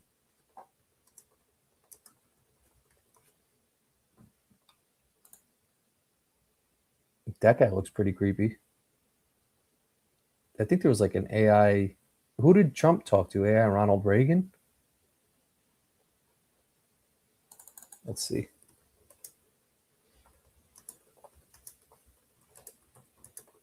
Yeah, who was it?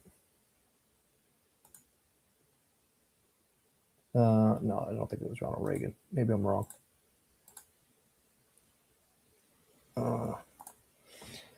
Yo, Corin, I was thinking of Kulinski, Kyle 28, but that's your first name. Do you keep your last name private? Or is the last name? I mean, my last name's probably on the internet somewhere. You can find that shit, but Kulinski and Corin sounds better. Kyle and Corin 2028 would be actually a lot better.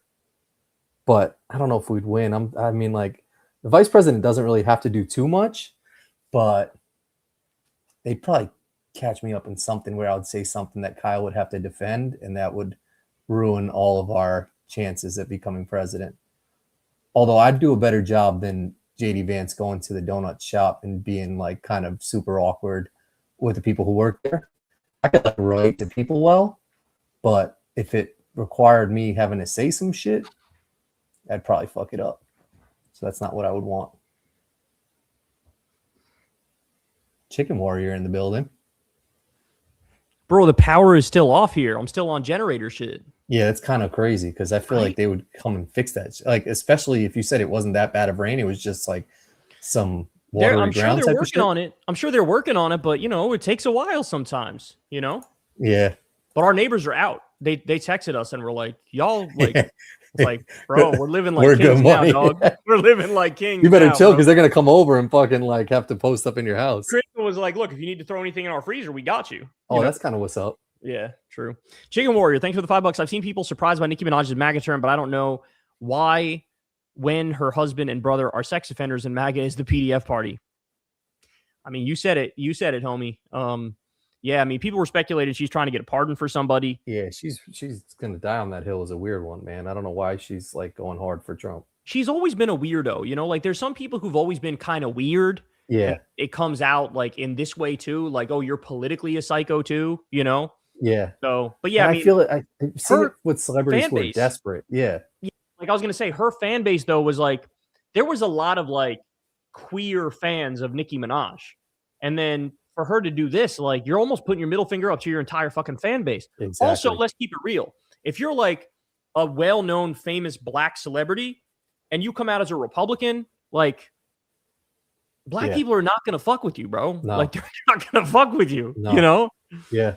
Yeah, like I said, I've seen celebrities do it. Like I've seen black athletes do it and get behind Trump because they're not like famous anymore. So they're trying to like hitch their wagon to like him and get a platform and have presidential whatever security. And then like Trump has kind of just left them in the dust, and then they're just out stranded and they're like, oh, actually, I didn't like him. Totally. Like, right. Yeah. These people are gonna look so stupid when Trump's exactly. dead. Yeah. Trump's gonna be dead and they're gonna be like, oops, you know? Yep. Jagger, thanks for the $10. I feel like liberals need to embrace more patriotic messaging. Had a friend say he was embarrassed to come over to my house because I hang a U.S. flag. He thinks it makes me look like a Trump supporter. Well, look, we were just sort of talking about this before, right? Like certain things that code as right wing versus left wing. And I do think the left has like sort of repurposed and taken back freedom, for example. But patriot, we never have done. I don't know, man. It's a little bit of a mixed picture. Like I understand when people, I just feel like it's more honest to not be like blindly patriotic or nationalistic. Like, it's just like, we know we did fucked up shit and we know we did some good shit. And like, let's just be cool about all of it. Let's just be chill. Like, let's just be level headed. But like, I don't know, there's this thing where Republicans like to smack you over the head with like, you better love this country with everything. And it's like, bro, relax. Okay, chill. Like, I've only ever known this place. I obviously like it enough, right? Exactly. So yeah, I don't know, man. I would say to an extent, to a degree, I agree with you. Like, to a degree, you can show sort of love of country, but oftentimes the way you show you love your country the most is to criticize them to make it better, you know? Facts. Joseph, thanks for the $10. Kyle, is your view of AI that it's inherently bad or bad because it's owned by the few at the impoverishment of the many? I think AI can benefit society if it's heavily regulated as a public utility. Joseph, it's a really good question. I'm not even really sure what my view is about it. I certainly think the easiest position to take is what you said there, that like it's because it's owned by these billionaire assholes who like objectively want to do evil things. So yes, that's one reason. I don't like the idea that it's just going to take everybody's job and then, like, all right, you need to go figure out purpose and meaning on your own. That seems kind of crazy to me. But I don't know, like, is there a scenario where we have like, you know, AI do all the work for us while we get the fruits of the labor and we live in like a sort of utopian system? If that's theoretically possible, then I guess AI in that scenario might not be terrible. But I don't know, it just sounds so far-fetched to me, and like that's definitely not going to happen. So I'm just skeptical of the whole project. I also think there's a lot of bullshit. I think there's a lot of lying. I think there's a lot of over-promising and under-delivering. I think there's a lot of scam artists who are at the top of this, and that's not a coincidence. It's because this is partly a scam. And so I don't know, I'm just sort of skeptical of everything about it, if that makes sense. And it's like a globe-altering technology, and we're not treating it like that's the case. We're just sort of letting it rip, and whatever happens, happens. And I feel like we're not prepared for that, you know?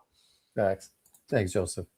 Spencer, thanks for the $10. Destiny, only 5149 AOC versus JD. What happened to vote blue no matter who? Pac-Man playing. He didn't know Destiny's scummy past when it's proven. David dropped an event with Destiny over reputational harm. Oh, did Pac-Man act like he didn't know about Destiny's allegations against him? Because, like you said, I had heard that he dropped out of an event because Destiny was in it and he didn't want to be in the event with Destiny. Oh, really? During like the peak of one of the allegations against Destiny or whatever. But I didn't know that. So did he come out and say like, oh, I didn't know about, because that would be, Jesus Christ. That's like when he was like, what is it? APAC, IPAC. How do you pronounce it? I've never even heard of it. It's like, bro, you know, like, Jesus Christ, don't fucking, you're fronting, dog. Like, you're fronting. And yeah, the Destiny thing on that clip was crazy. Like, I couldn't believe what I was hearing. He was like, it's kind of like a coin flip, whether or not it's AOC or fucking JD Vance. He sounds like Bill Maher. Like, that's crazy. The vote blue no matter who thing was way better than that, right? Jesus Christ. All right, Adam King, thanks for the $10. Kyle, send a midterm predictions for each. Opinions on the last 5 nominees listed. Troy Jackson, Maine. Abdul, Michigan. Ossoff, Georgia. Tallarico, Texas. Roy Cooper, North Carolina. Sherrod Brown, Ohio. Turek, Iowa. Peltola, Alaska. Osborne, Nebraska. Oh, Jesus, man. If you're putting me on the spot here, Troy Jackson's going to win, but it's not going to be by a crazy amount. Abdul is going to win by like 6 points. Ossoff is going to win by like 10 points. Tallarico is going to win by like 2 points. Cooper's going to win by like 6 points. Brown's going to win by like 4 points. Damn. Kirk is going to win by like 5 points. Peltola's going to win, don't know the margin. And Osborne is going to win by like 2 points. Those are all like Democrats, right? Yeah, well, the last guy's an independent, but he's going to like caucus with the Democrats. But yes, they're all, I think virtually every race that Adam put on screen here is like, they look really good for us. That'd be amazing. They do. Yeah, but if I had to pick one that like we wouldn't win, it'd probably be it might be Osborne. Arkansas Osborne, too is good money. That's Alaska. Oh, Alaska. So it would be like Osborne would be the toughest race, followed by like Tallarico in Texas, then like maybe Peltola in Alaska. But the rest of them, I'm pretty fucking confident. So hell optimist. I mean, I'm just being honest, bro. Like, I could be wrong. I could be totally wrong. So I don't want to like count my chickens before they hatch or whatever the saying is. But Mohi, thanks for the $20. Constructive criticism of DSA slogans to remove normies skepticism. Abolish prisons equals abolish private prisons, and reform for reduced recidivism. No borders equals abolish ICE with comprehensive, compassionate immigration reform. See, now I agree with you, and I would say those things. I like the way you frame that. I'm a vote. Excuse me. Bless you. I'm a vote in favor. Bless you. I vote in favor of what you say here. But the line I've always used is there's only a handful of things in the DSA platform that are not popular, right? And like it's all you have to do is tell people like in order to get back to sanity, we need some people on the far left who are like extreme. Because there's so many fascists and far right people, just to drag us back to a place that makes sense, you need some far left ass people. So like, I don't agree with Daria Lee's on everything. I don't agree with, whatever, abolish all borders or, get rid of the police completely or whatever the fuck. Like, I don't agree with that stuff, but there's a place for it because it's with people like that you end up getting comprehensive immigration reform and a system that's more humane. And I like that at least now there's somebody in there that will just argue that immigration is good. It's good for the country. Immigrants are good people. Like we need that voice in there. And so I agree with the way you framed it here. I would just also say, like, if there are some people who are too far to the left, that's good because we need them to drag us back to sanity because right now we're often fucking fascistville, super far right. You know what I'm saying? So you got to balance that bitch out. Thanks, Mohit. Cap, thanks for the $5. The Zio clown Michael Rappaport announced he will run for mayor in New York City as a sad attempt to challenge Zoran. They hate to see the Brown boys winning. Bro, he's going to get blown the fuck out. Corin used to love him, and even Corin was like, bro, I can't with this guy anymore. No, he's crazy. A type, like he'll jump on Mamdani's name or anyone's name just to get clout because he's lost it. Yeah, totally. That is going to be hilarious. Metalhead Matt, thanks for the $5. Vosh says that rural living is incompatible with leftist ideology because cities are more efficient, cheaper, and better for the environment / human flourishing. Well, Vosh, my friend, we found another area where we may disagree. We agree on so much, but this one I disagree because I'm a lefty and I live in a rural area and I like it, man. I like it. Rural too. Yeah. I like being in Nowheresville, being able to go outside and be naked as fuck and like it's not a problem. I like being able to be out in my lawn and nobody can fucking see me. You know what I'm saying? Got a big ass piece of land, could hit golf shots in my lawn. Like you can't do that. Even in the suburbs, you can't do that. Never mind in the city. Yeah. So you're a little more than I am. But I don't like the city life. I do like, having some land and stuff like that. Yeah, it's cool, bro. It's cool. Mm-hmm. But I get his point is that like, it individualizes everything too much and you become separate from other people in a sense.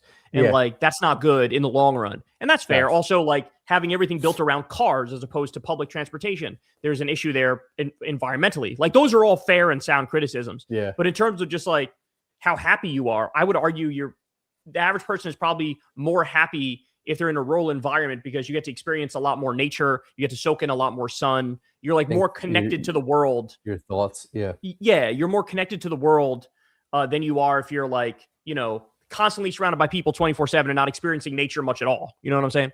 Yeah.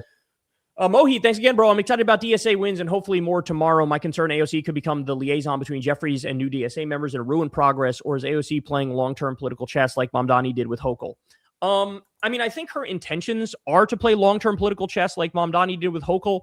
The question is it going to bear the same fruit as Zoran's strategy? I don't know the answer to that. But look, now that we have DSA people in there, like they're going to have to work with the system in a sense, right?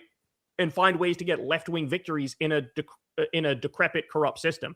And so like they deserve a little bit of leeway to like navigate this while still holding to their principles. And I think that the people we elected a lot, I just trust a lot of them to do that, So I think you let them cook a little bit and I think it'll pay dividends in the long run. We'll see. Hate Cube, thanks for the $10. Have you been watching the new Onion InfoWars videos coming out on YouTube? Good stuff, but the Alex Jones segments are particularly good. I have not, but man, what's his face is so fucking talented. The guy who's doing the Alex Jones impression, he's the man, and everybody should check that out. I feel like I feel like people can get that impression down pretty easily. Just like screaming. Like but this guy's funny too. Like, yeah. Fuck, why am I blanking on his name? Guys, put it in the chat. I'm blanking on the dude's name, but the guy who does the Alex Jones impression, because he's fucking, is this Tim Heidecker? Yeah, that's right. Tim Heidecker. Yeah, he's the man. And he does a great Alex Jones impression, but he's also like funny apart from that too. So definitely check those out. Cap, thanks for the $5. Kyle, that fast talking polls guy on CNN that you always covering has the most insufferable voice I've ever heard in my life with the most unfunny jokes. Oh yeah, Harry Enton. Yeah, very New York character. So Can't help but like him in a sense.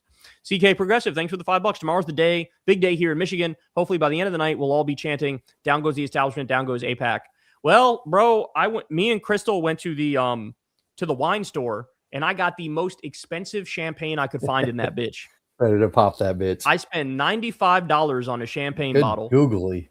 And I'm also about to go tomorrow. I'm going to go pick up the most expensive cigar I could find at the cigar store. So we can expect another video while out? You're definitely getting another video.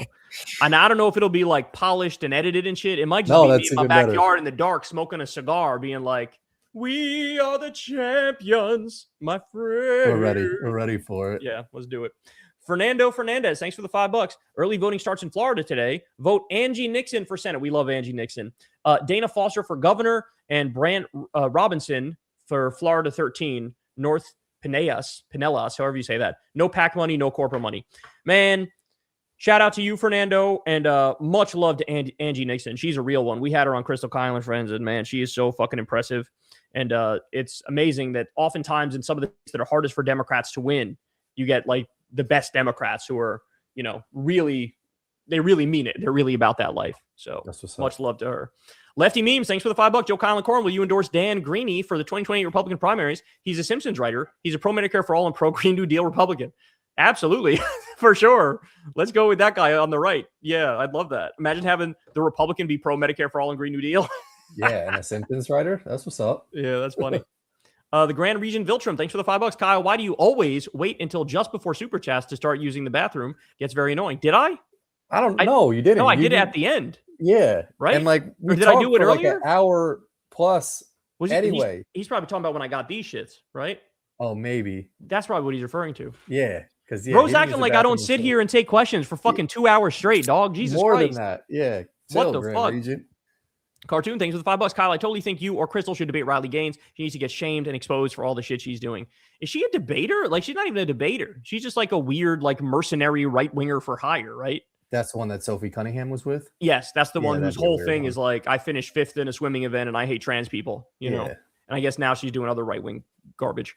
The Grand Regent, thanks again. Kyle, would you rather have Bill Maher's smugness, Mark Levin's annoying voice, Joe Rogan's lack of self-awareness, or Dave Rubin's prediction skills? Definitely Bill Maher's smugness. Because you can, if you marry that over-the-top smugness, but you're right about shit, it actually could be sort of weirdly appealing. You know, that's why we liked Bill Maher back in the day, because he was right about a lot of shit. And he would say he was supported Bernie, and he would say based ass shit. He was against George W. Bush.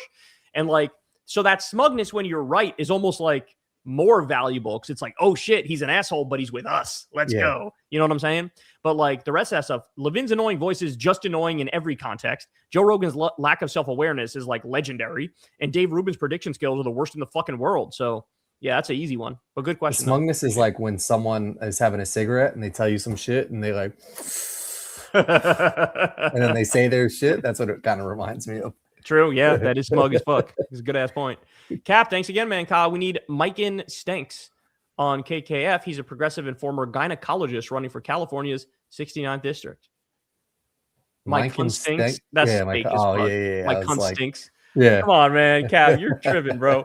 Ryan, thanks for the $5. Fingers crossed for Abdul. Apparently, Haley Stevens did zero outreach in upper or western Michigan. The absolute hubris to do zero campaigning at all. I think she only campaigned in Detroit. I think that's what I heard is only Detroit. She's trying to run up the numbers with as many black people as possible and hope that she can hang on from that.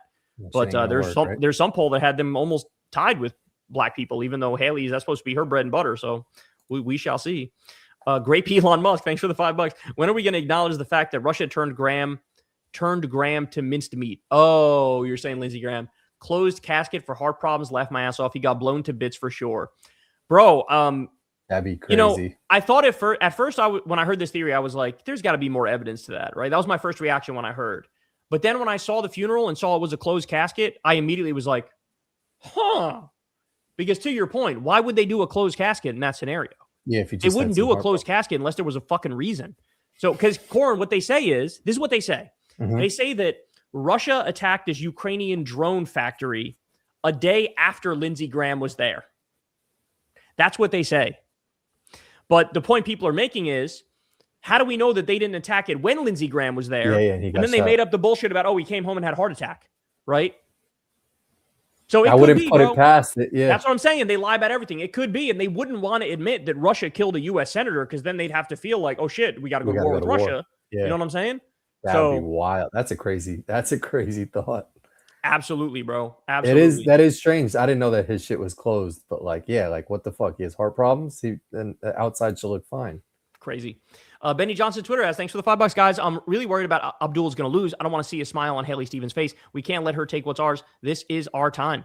Yeah, man. I mean, I don't know. I've seen so many, like every poll has him crushing her. So I don't know. I don't, in this moment, I'm not feeling the same sort of thing you're feeling, like the fear that he's going to lose. It's just, yeah. I mean, I get why you're worried because like we've had so many times where we've come close and lost, but I don't know, man. I think it's okay. I think breathe easy, brother. Like we'll be all right. You know what I'm saying? Appreciate you, man.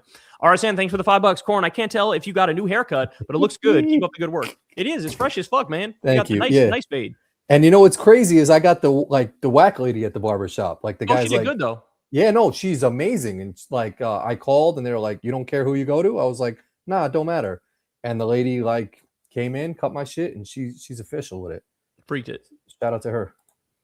Thank you. Ryan Chan, thanks for the $5. So our favorite New York City mayor, Eric Adams, was in Wisconsin. He was it was Wisconsin, not Utah. He was promoting a construction of a giant data center. Crowd booed him hard. Yeah, he's just like he's another one. It's a mercenary for hire. Wasn't he also doing some crypto bullshit not that long ago? After money, right? Yeah, bro. He's cooked. He's cooked. He's like such a fucking failure.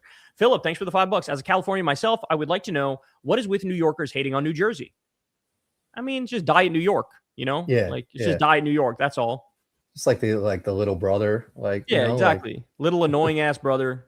It like, smells over there. You're the little brother. You know, it does smell. New Jersey smells. And like if you're driving and you miss an exit, you got to go like fucking 25 minutes to like catch the next shit. Like it's just obnoxious. Like they're just annoying. True. QC man, thanks for the $5. AEL, Abdul El Sayed winning in Michigan tomorrow will be great, but you and Crystal should have Donovan McKinney on your show if he wins Michigan 13. He's an impressive candidate. Yeah, I mean, I've heard that dude too, man. A lot of people have been talking about him. Isn't he a Bernie endorsed candidate? Or anyway, I'll take a look. Appreciate you, bro. Thanks, QC. Ryan Chan, thanks for the $5. Did you hear about Kristen Gillibrand trying to get Haley Stevens endorsed? She lied to donors that Mallory Murrow was a secret DSA member. LOL. Yeah, that fucking backfired, didn't it? That fucking backfired like nobody's business. They thought, oh, we're gonna drag Haley across the finish line. Meanwhile, probably the better candidate for the establishment to back would have been Mallory because she was trying to be a little softer on Israel, softer with her line on Israel than Haley, who was like all about it. And so they fucked up. They miscalculated because they wanted everything instead of like a half measure, you know? Thanks, fucking Ryan. Idiots. Martin, thanks for the $5. What do you think of Mickey Sherrill's tenure as New Jersey governor so far? I haven't followed it very closely. I haven't seen as much stuff. I've seen more stuff on Spanberger here in Virginia. But I haven't really followed it that closely. But my understanding is she ran as sort of a centrist. I'm not quite sure how she's governing. So thanks, Martin. QC man, thanks for the $5. It's more likely Kim Jong-il got 9 holes in 1 in his first golf game than Trump getting a 70 yesterday at his club tournament. Insane propaganda. Insane, bro. Totally insane. And Trump like said I he got a 70? Trump pretends he won his 43rd club championship yesterday. And he said he shot a 70. Bro, you're 80 years old, you obese. You admittedly never practice. And you say you shot a 70 at one of your courses, which his courses are notoriously very difficult. Not a chance. Literally no chance. Film that shit or something, man. It's just such a cheater. I feel bad for the person who came in second at that club championship because they got robbed. They got robbed. They actually won it, you know? Facts. Yep. Unbelievable. Near the Far World, thanks for the $5. Kyle, you're horrid on Ukraine versus Russia. To say unprovoked is nonsense. Jeffrey Sachs, Larry Wilkerson, Johnson. No. Why did USA coup Ukraine in 14? Why? So do you think that it was legitimate for Russia to invade Ukraine in, 2022? You think that was a fair thing for them to do? You think that was a just thing for them to do, is to invade Ukraine and literally like take the entire country, including Kyiv? You think that's fair?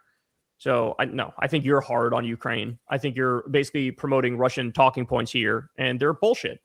Look, we can all have that conversation about the expansion of NATO and right up to Russia's border and like what the U.S. should have done in that scenario and probably shouldn't have expanded NATO. Like all that is fair game, and I'm open to having those conversations.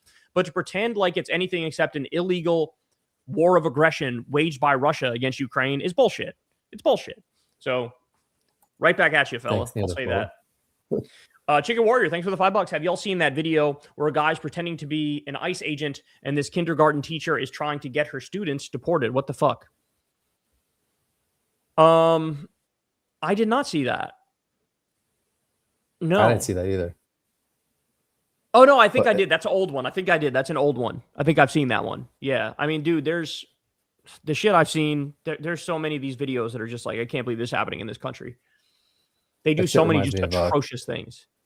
Yeah, like Kindergarten Cop. You remember that with Arnold Schwarzenegger? Oh, that was a great movie. Yeah, I love that movie. There's one other too, Cop and a Half and Kindergarten Cop. Yeah. One's with like Burt Reynolds or some shit. I like that. Yeah.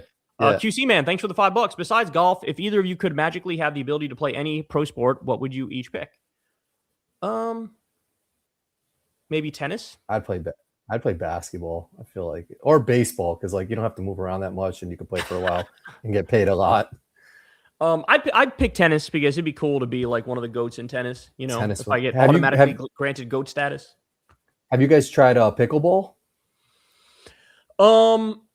Not seriously, no, but I'm sure that's fun. That's probably a lot of fun because it's like diet tennis. It's like shorter running tennis. Smaller. You know, yeah. I'm cool with running for tennis. I just, I'm more about golf these days. Okay, nice guy. Thanks for $5. Do you guys have road rage? What's y'all's thoughts in left lane campers? What are observed driving habits disliked? What good habits do you have? All right, so let's take this one by one. Do I have road rage? Mildly, not crazy, but mildly. Left lane campers, I hate that. Get the fuck out of the way if you're not going to go a little faster in the fast lane.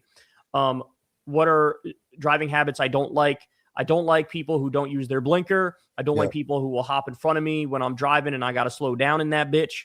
So the one where they speed out and then go like 2 miles per hour. I don't like really slow drivers or really fast drivers. You got to be somewhere in like a reasonable realm.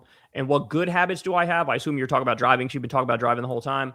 I don't know. I feel like I was an idiot when I was a younger driver, but now I'm like a good driver and haven't had issues in a really long time and get everybody where they got to go safely, yada, yada, Driving habits that me and Kyle will fucking live by is like, we'll let our gas tank get down to fucking -0.5 then before we fill that bitch up. True. I've had 2 cars this week, Molly's and mine, that like the shit was like low and then it just went to like 3 dots on the screen. I was like, I might have to go fill my shit up soon.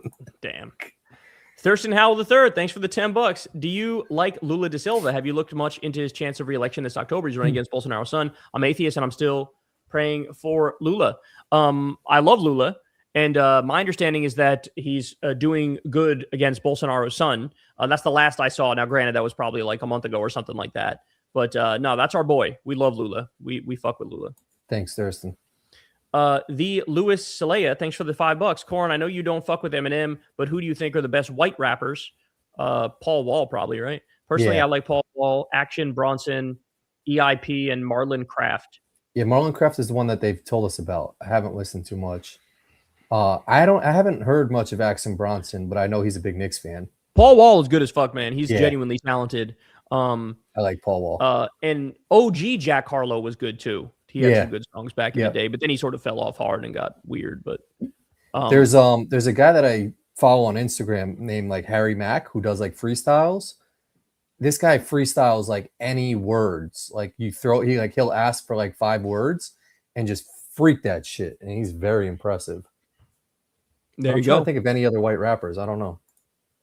Martin Miller, thanks for the $5. Trump could soon tell the FBI due to the DSA what you did to the Black Panther Party in the late 1960s.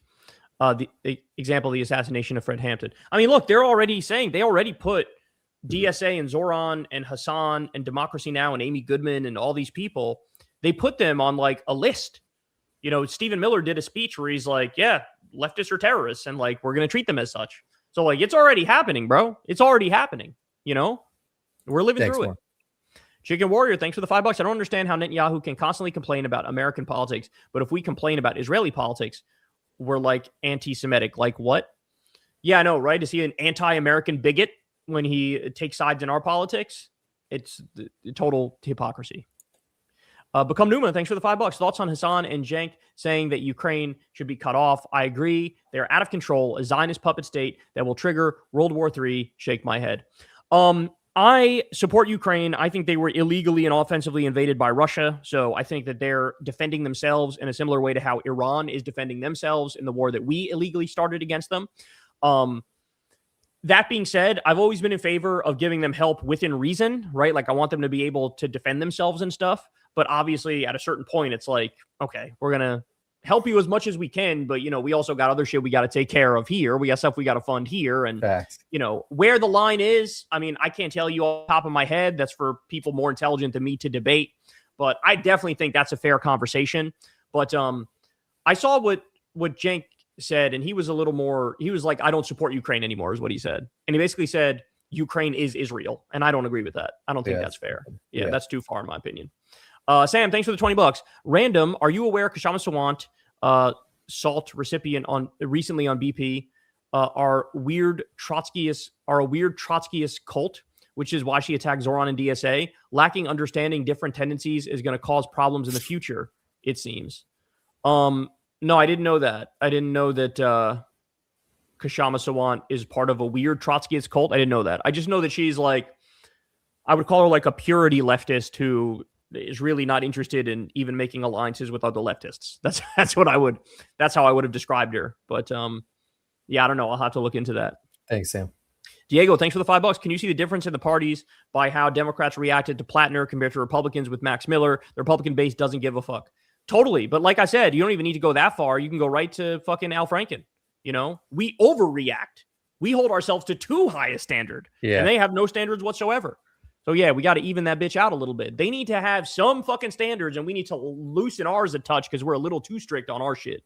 I'm surprised he never tried to make like a comeback and on some like fuck it shit. I know, because now they'll be like, yeah, all right, whatever, it wasn't a big deal. You know what I'm saying? Like he would easily be able to make a comeback. For real. Kyle is a food influencer I trust. Well, shout out to you, bro. I'm not even a big foodie myself. Like I like food, but I'm not like, I know some people really fucking like food. No, but you have good, strong takes on things. Yeah. When I give you a shit where I'm 100, I'm 100 on that shit. Facts. Facts. I'm going to try that shit. Ryan Chan, thanks for the $5. Kyle, have you ever tried making eclair cakes? It's like a higher end version of your graham cracker dessert. No, I've never tried making that. And that honestly, that sounds like something that actually requires real cooking. And I don't do real cooking. I'm a lazy asshole. And like, my wife cooks for me and, I'll pop some shit in the microwave. That's all I got, bro. Diego, thanks for the $5. Tulsi Gabbard has time in her retirement to shit on Anthony Fauci, but somehow can't think of anything else important to speak out about. Yeah, she's a fucking joke, man. She's pathetic. She's her brother get caught up doing some shit too? Yeah, being a pedophile, I think it was. Yeah, not even kidding. Crazy shit. So yeah, she's a disgrace, bro. But you can't talk about the fucking 8 wars your pedophile president started. Like, fuck off. I'm so done with her. Also, love Hunsinabadir. Thanks for the $5. Corin's haircut looks sharp. Thanks for the entertainment while I do my nails. Much love. Well, much love to you. Appreciate you. Yeah, and I agree. Corin is looking sharp as hell today. By the way, don't send in any more questions, y'all, because we got 11 minutes left in this bitch, and then it's bedtime. You know what I'm saying? We'll rapid fire these. Greggy Mac, thanks for the $5. I'd rather have like a pizza mountain pie while sitting around the fire. Okay. Shout out to you, bro. Sure. That sounds good. Galaxy Express, thanks for the $10. Bring back dinosaurs. Let's not do that. That would be Jurassic Park. Let's not recreate the plot of Jurassic Park, y'all. I love the butter needle. That could be like it's like a dildo. Just flopping around. Johnny, thanks for the $5. Do you agree that ideological agreement should outweigh and override strategic disagreement? Example, third parties, strategy should be litmus test. Strategy shouldn't be litmus test. I mean, yeah, that's why I've sort of started. That's why I started doing like this whole liberal leftist alliance thing and highlighting on the more agreements with liberals, because in a moment when fascism is taking over the country, we need all the motherfucking friends we can get. Right. And as long as you have broad agreement on like most things, like, okay, let's put aside whatever the other shit is and let's work this bitch out, So generally, yes, is the answer to your question. Travis Yates, thanks for the $10. Shout out from an OG fan. You guys are keeping me company at my job as a cook at a mom and pop Italian restaurant. Ooh, that shit is probably delicious. Cooking up the cuisine of Kyle's people. Love you guys, watching since '88. Bro, that's awesome, Travis. That sounds fucking amazing. I bet you guys got some phenomenal ass food. Yeah, let us know where you are, because if you got some chicken parm, I'll pull up in that bitch. Shout out to you, bro. Appreciate you, man. Thank you. McLean, thanks for the $10. Vid topic idea. Before midterms, talk about Florida's insane property tax elimination by increasing homestead exemption to the extreme. Florida about to do a fuck around, find out social experiment by doing major harm to tax revenue. Bro, the schools are going to be absolute barbecue chicken if they go through with that shit. Because that's how you fund schools is property taxes. So good luck. Good luck, y'all. Brandy, thanks for the $5. The DNC want Joe of the left, meaning the popular podcaster that bends the knee to the establishment. They don't want Kyle or Hassan. Bye, Carville. Hello, Abdul. Yeah, that's exactly right. They think they wanted Joe Rogan, but they don't. Because the second that, the Joe Rogan of the left breaks with the party line, all of a sudden they're going to be viewed as like public enemy number one, And so you guys can't handle having a Rogan on our side. You can't do it. Whereas the right, what they'll do is Rogan will say something that's against the right from time to time, and they just act like they didn't hear shit. But then when he says some shit that they agree with, they'll promote that bitch like crazy. Look what he said. Look what he said. He's with us. He's with us. And Democrats don't know how to do that with somebody on our side. Like if they wanted to, they could clip out shit I say and post it. And if the Democrats' Twitter account had a clip of me calling Trump a fat pedophile, war criminal, rapist, con man, terrorist, that shit would go gangbusters, bro. Yeah. That shit would get 1 trillion views and would be on Fox News by tonight where they're yelling at me. But they don't want to do that. They don't want to do that. They'd rather like ignore me, act like I don't exist, or if I say some shit they don't like, say that's why we can't touch that guy. Yeah, I feel like I've seen more of James Carville lately. It's like chill. Yeah, totally. He's 81. Go to sleep, bro. Go to sleep. Forrest, thanks for the $5. Hey, Kyle, have you ever seen the Kyle Out of Context compilations by the Texas leftists? Would love to see a segment reacting to a few. I think I may have seen one or two, but I haven't watched too many of them.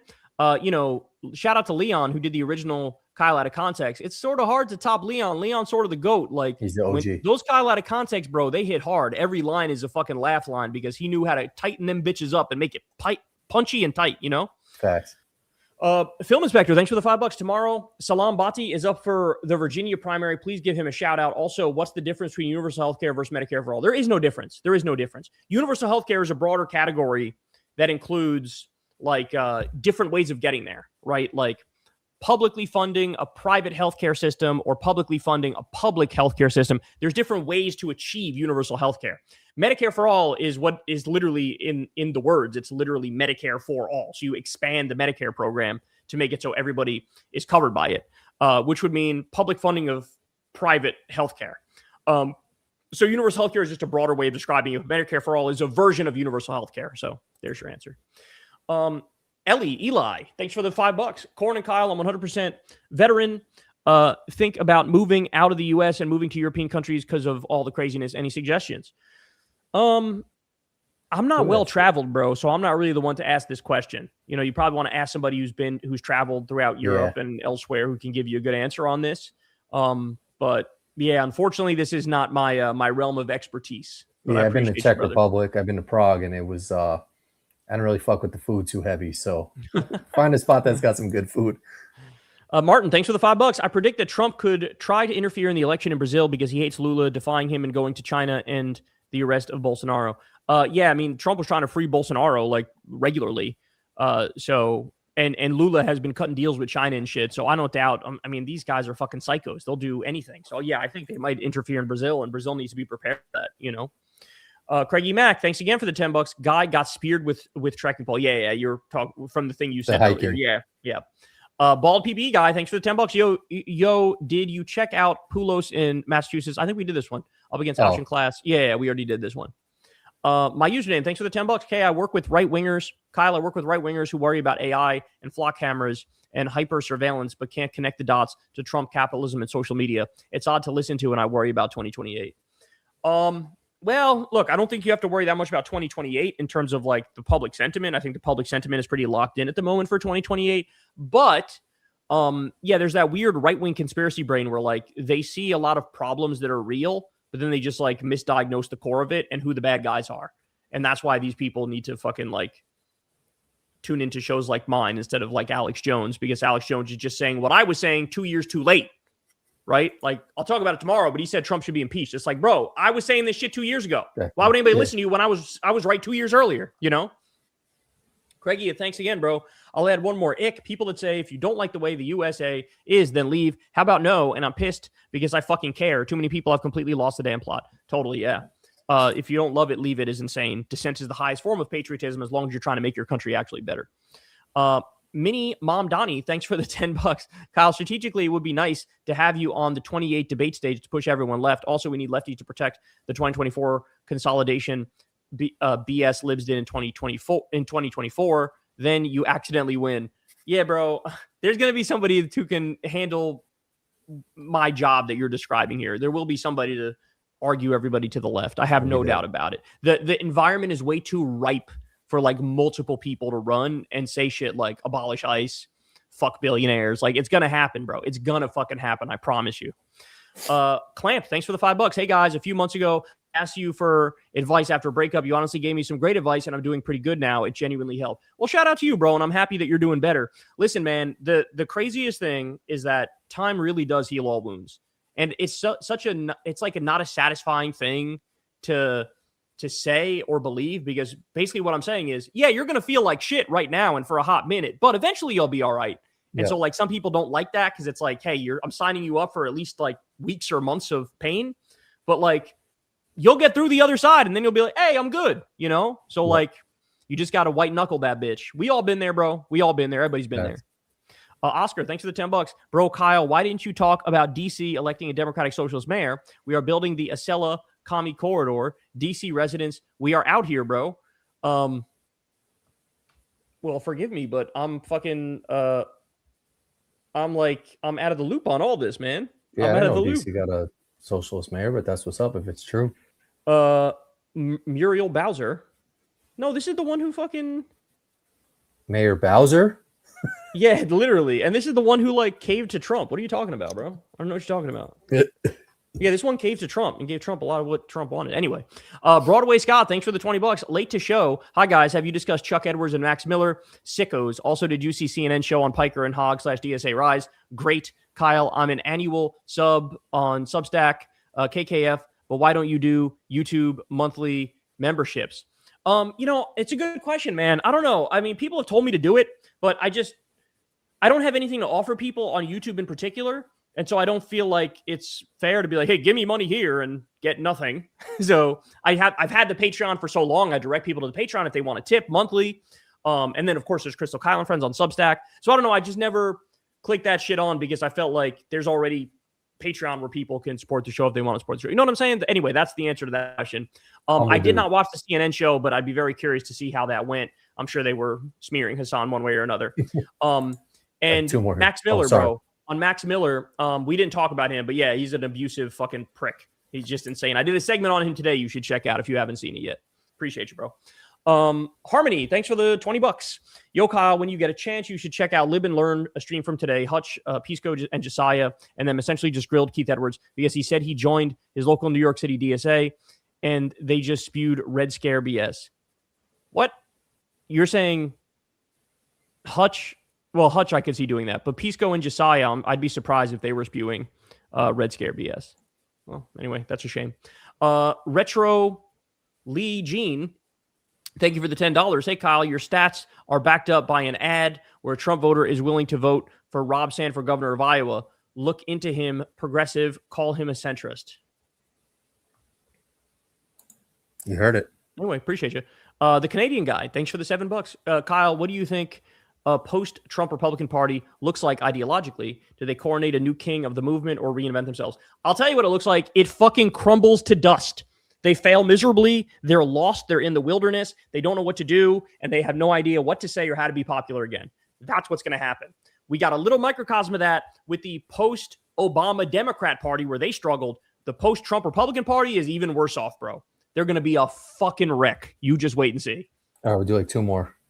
Ryan, thanks for the $5. Did you guys see that an Israeli court struck down serving alligator meat to Gazan prisoners, not because it's inhumane, but because of the alligators' well-being? I did see that. They care more about alligators than about Palestinians. That is incredible. That is incredible shit. Last one, Kyle's the shout out. Miles, thanks for the $5. Kyle, can you shout out a guy named Jack? He's my brother, and we're both huge fans watching from Michigan, and the vibe here is that Abdul is winning. But let's fucking go, bro. Shout out to you, Miles, and shout out to your brother, Jack. I appreciate both you guys and everybody. Right, go motherfucking vote for Abdul, bro. Josiah, thanks for the $50. Lots of heated debate in the online lib left space recently, but I appreciate your focus on beating fascism and MAGA, no matter who the candidate is. Hong, Abdul, Roy Cooper, and admitting this should have always been the standard. Let's pack SCOTUS. And Josiah, I'll show you some love real quick because you're the one who has always reminded me in the most kind possible way that, like, hey, bro, like, I'm keeping my eye on the motherfucking prize too. And honestly, it's been an inspiration watching you keep your eye on the prize. It reminds me that whatever sort of petty shit is going on the left and on the liberal side is irrelevant in the face of this MAGA fascism taking over the country. So much love to you, bro, for always keeping your Pondering Politics? Oh, yeah, that's Josiah from Pondering Politics. Yeah, I've done podcasts with him. He's the man. He's got a great channel everybody should check out. But yeah, like, no, that's what matters, bro. Like, all the infighting is whatever. We got to defeat these fucking psychos who are running this country into the ground every day. So, all right, there we have it. That's what's up. Thank you, Kyle. Sorry if we missed a couple there. We love you guys. There was a lot tonight, and I appreciate, and Kyle does too. Like, thank you everybody who fucking sent a super chat. We really appreciate that shit. Yep, you guys are awesome, and we love you, and we'll talk to you soon. Good luck tomorrow in Michigan. Let's do it. Let's go, Abdul, baby. Let's go. Peace out, everybody. Thank you for the love. Who gets the last word? Anyone? There was one that was good.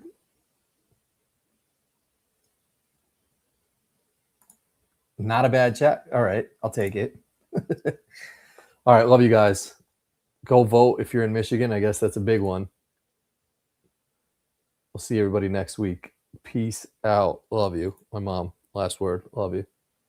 Thank you. I appreciate all the hair love tonight.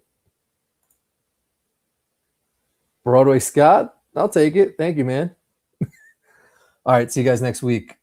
Everybody watch Kyle's stream after that guy wins in Michigan. Peace out.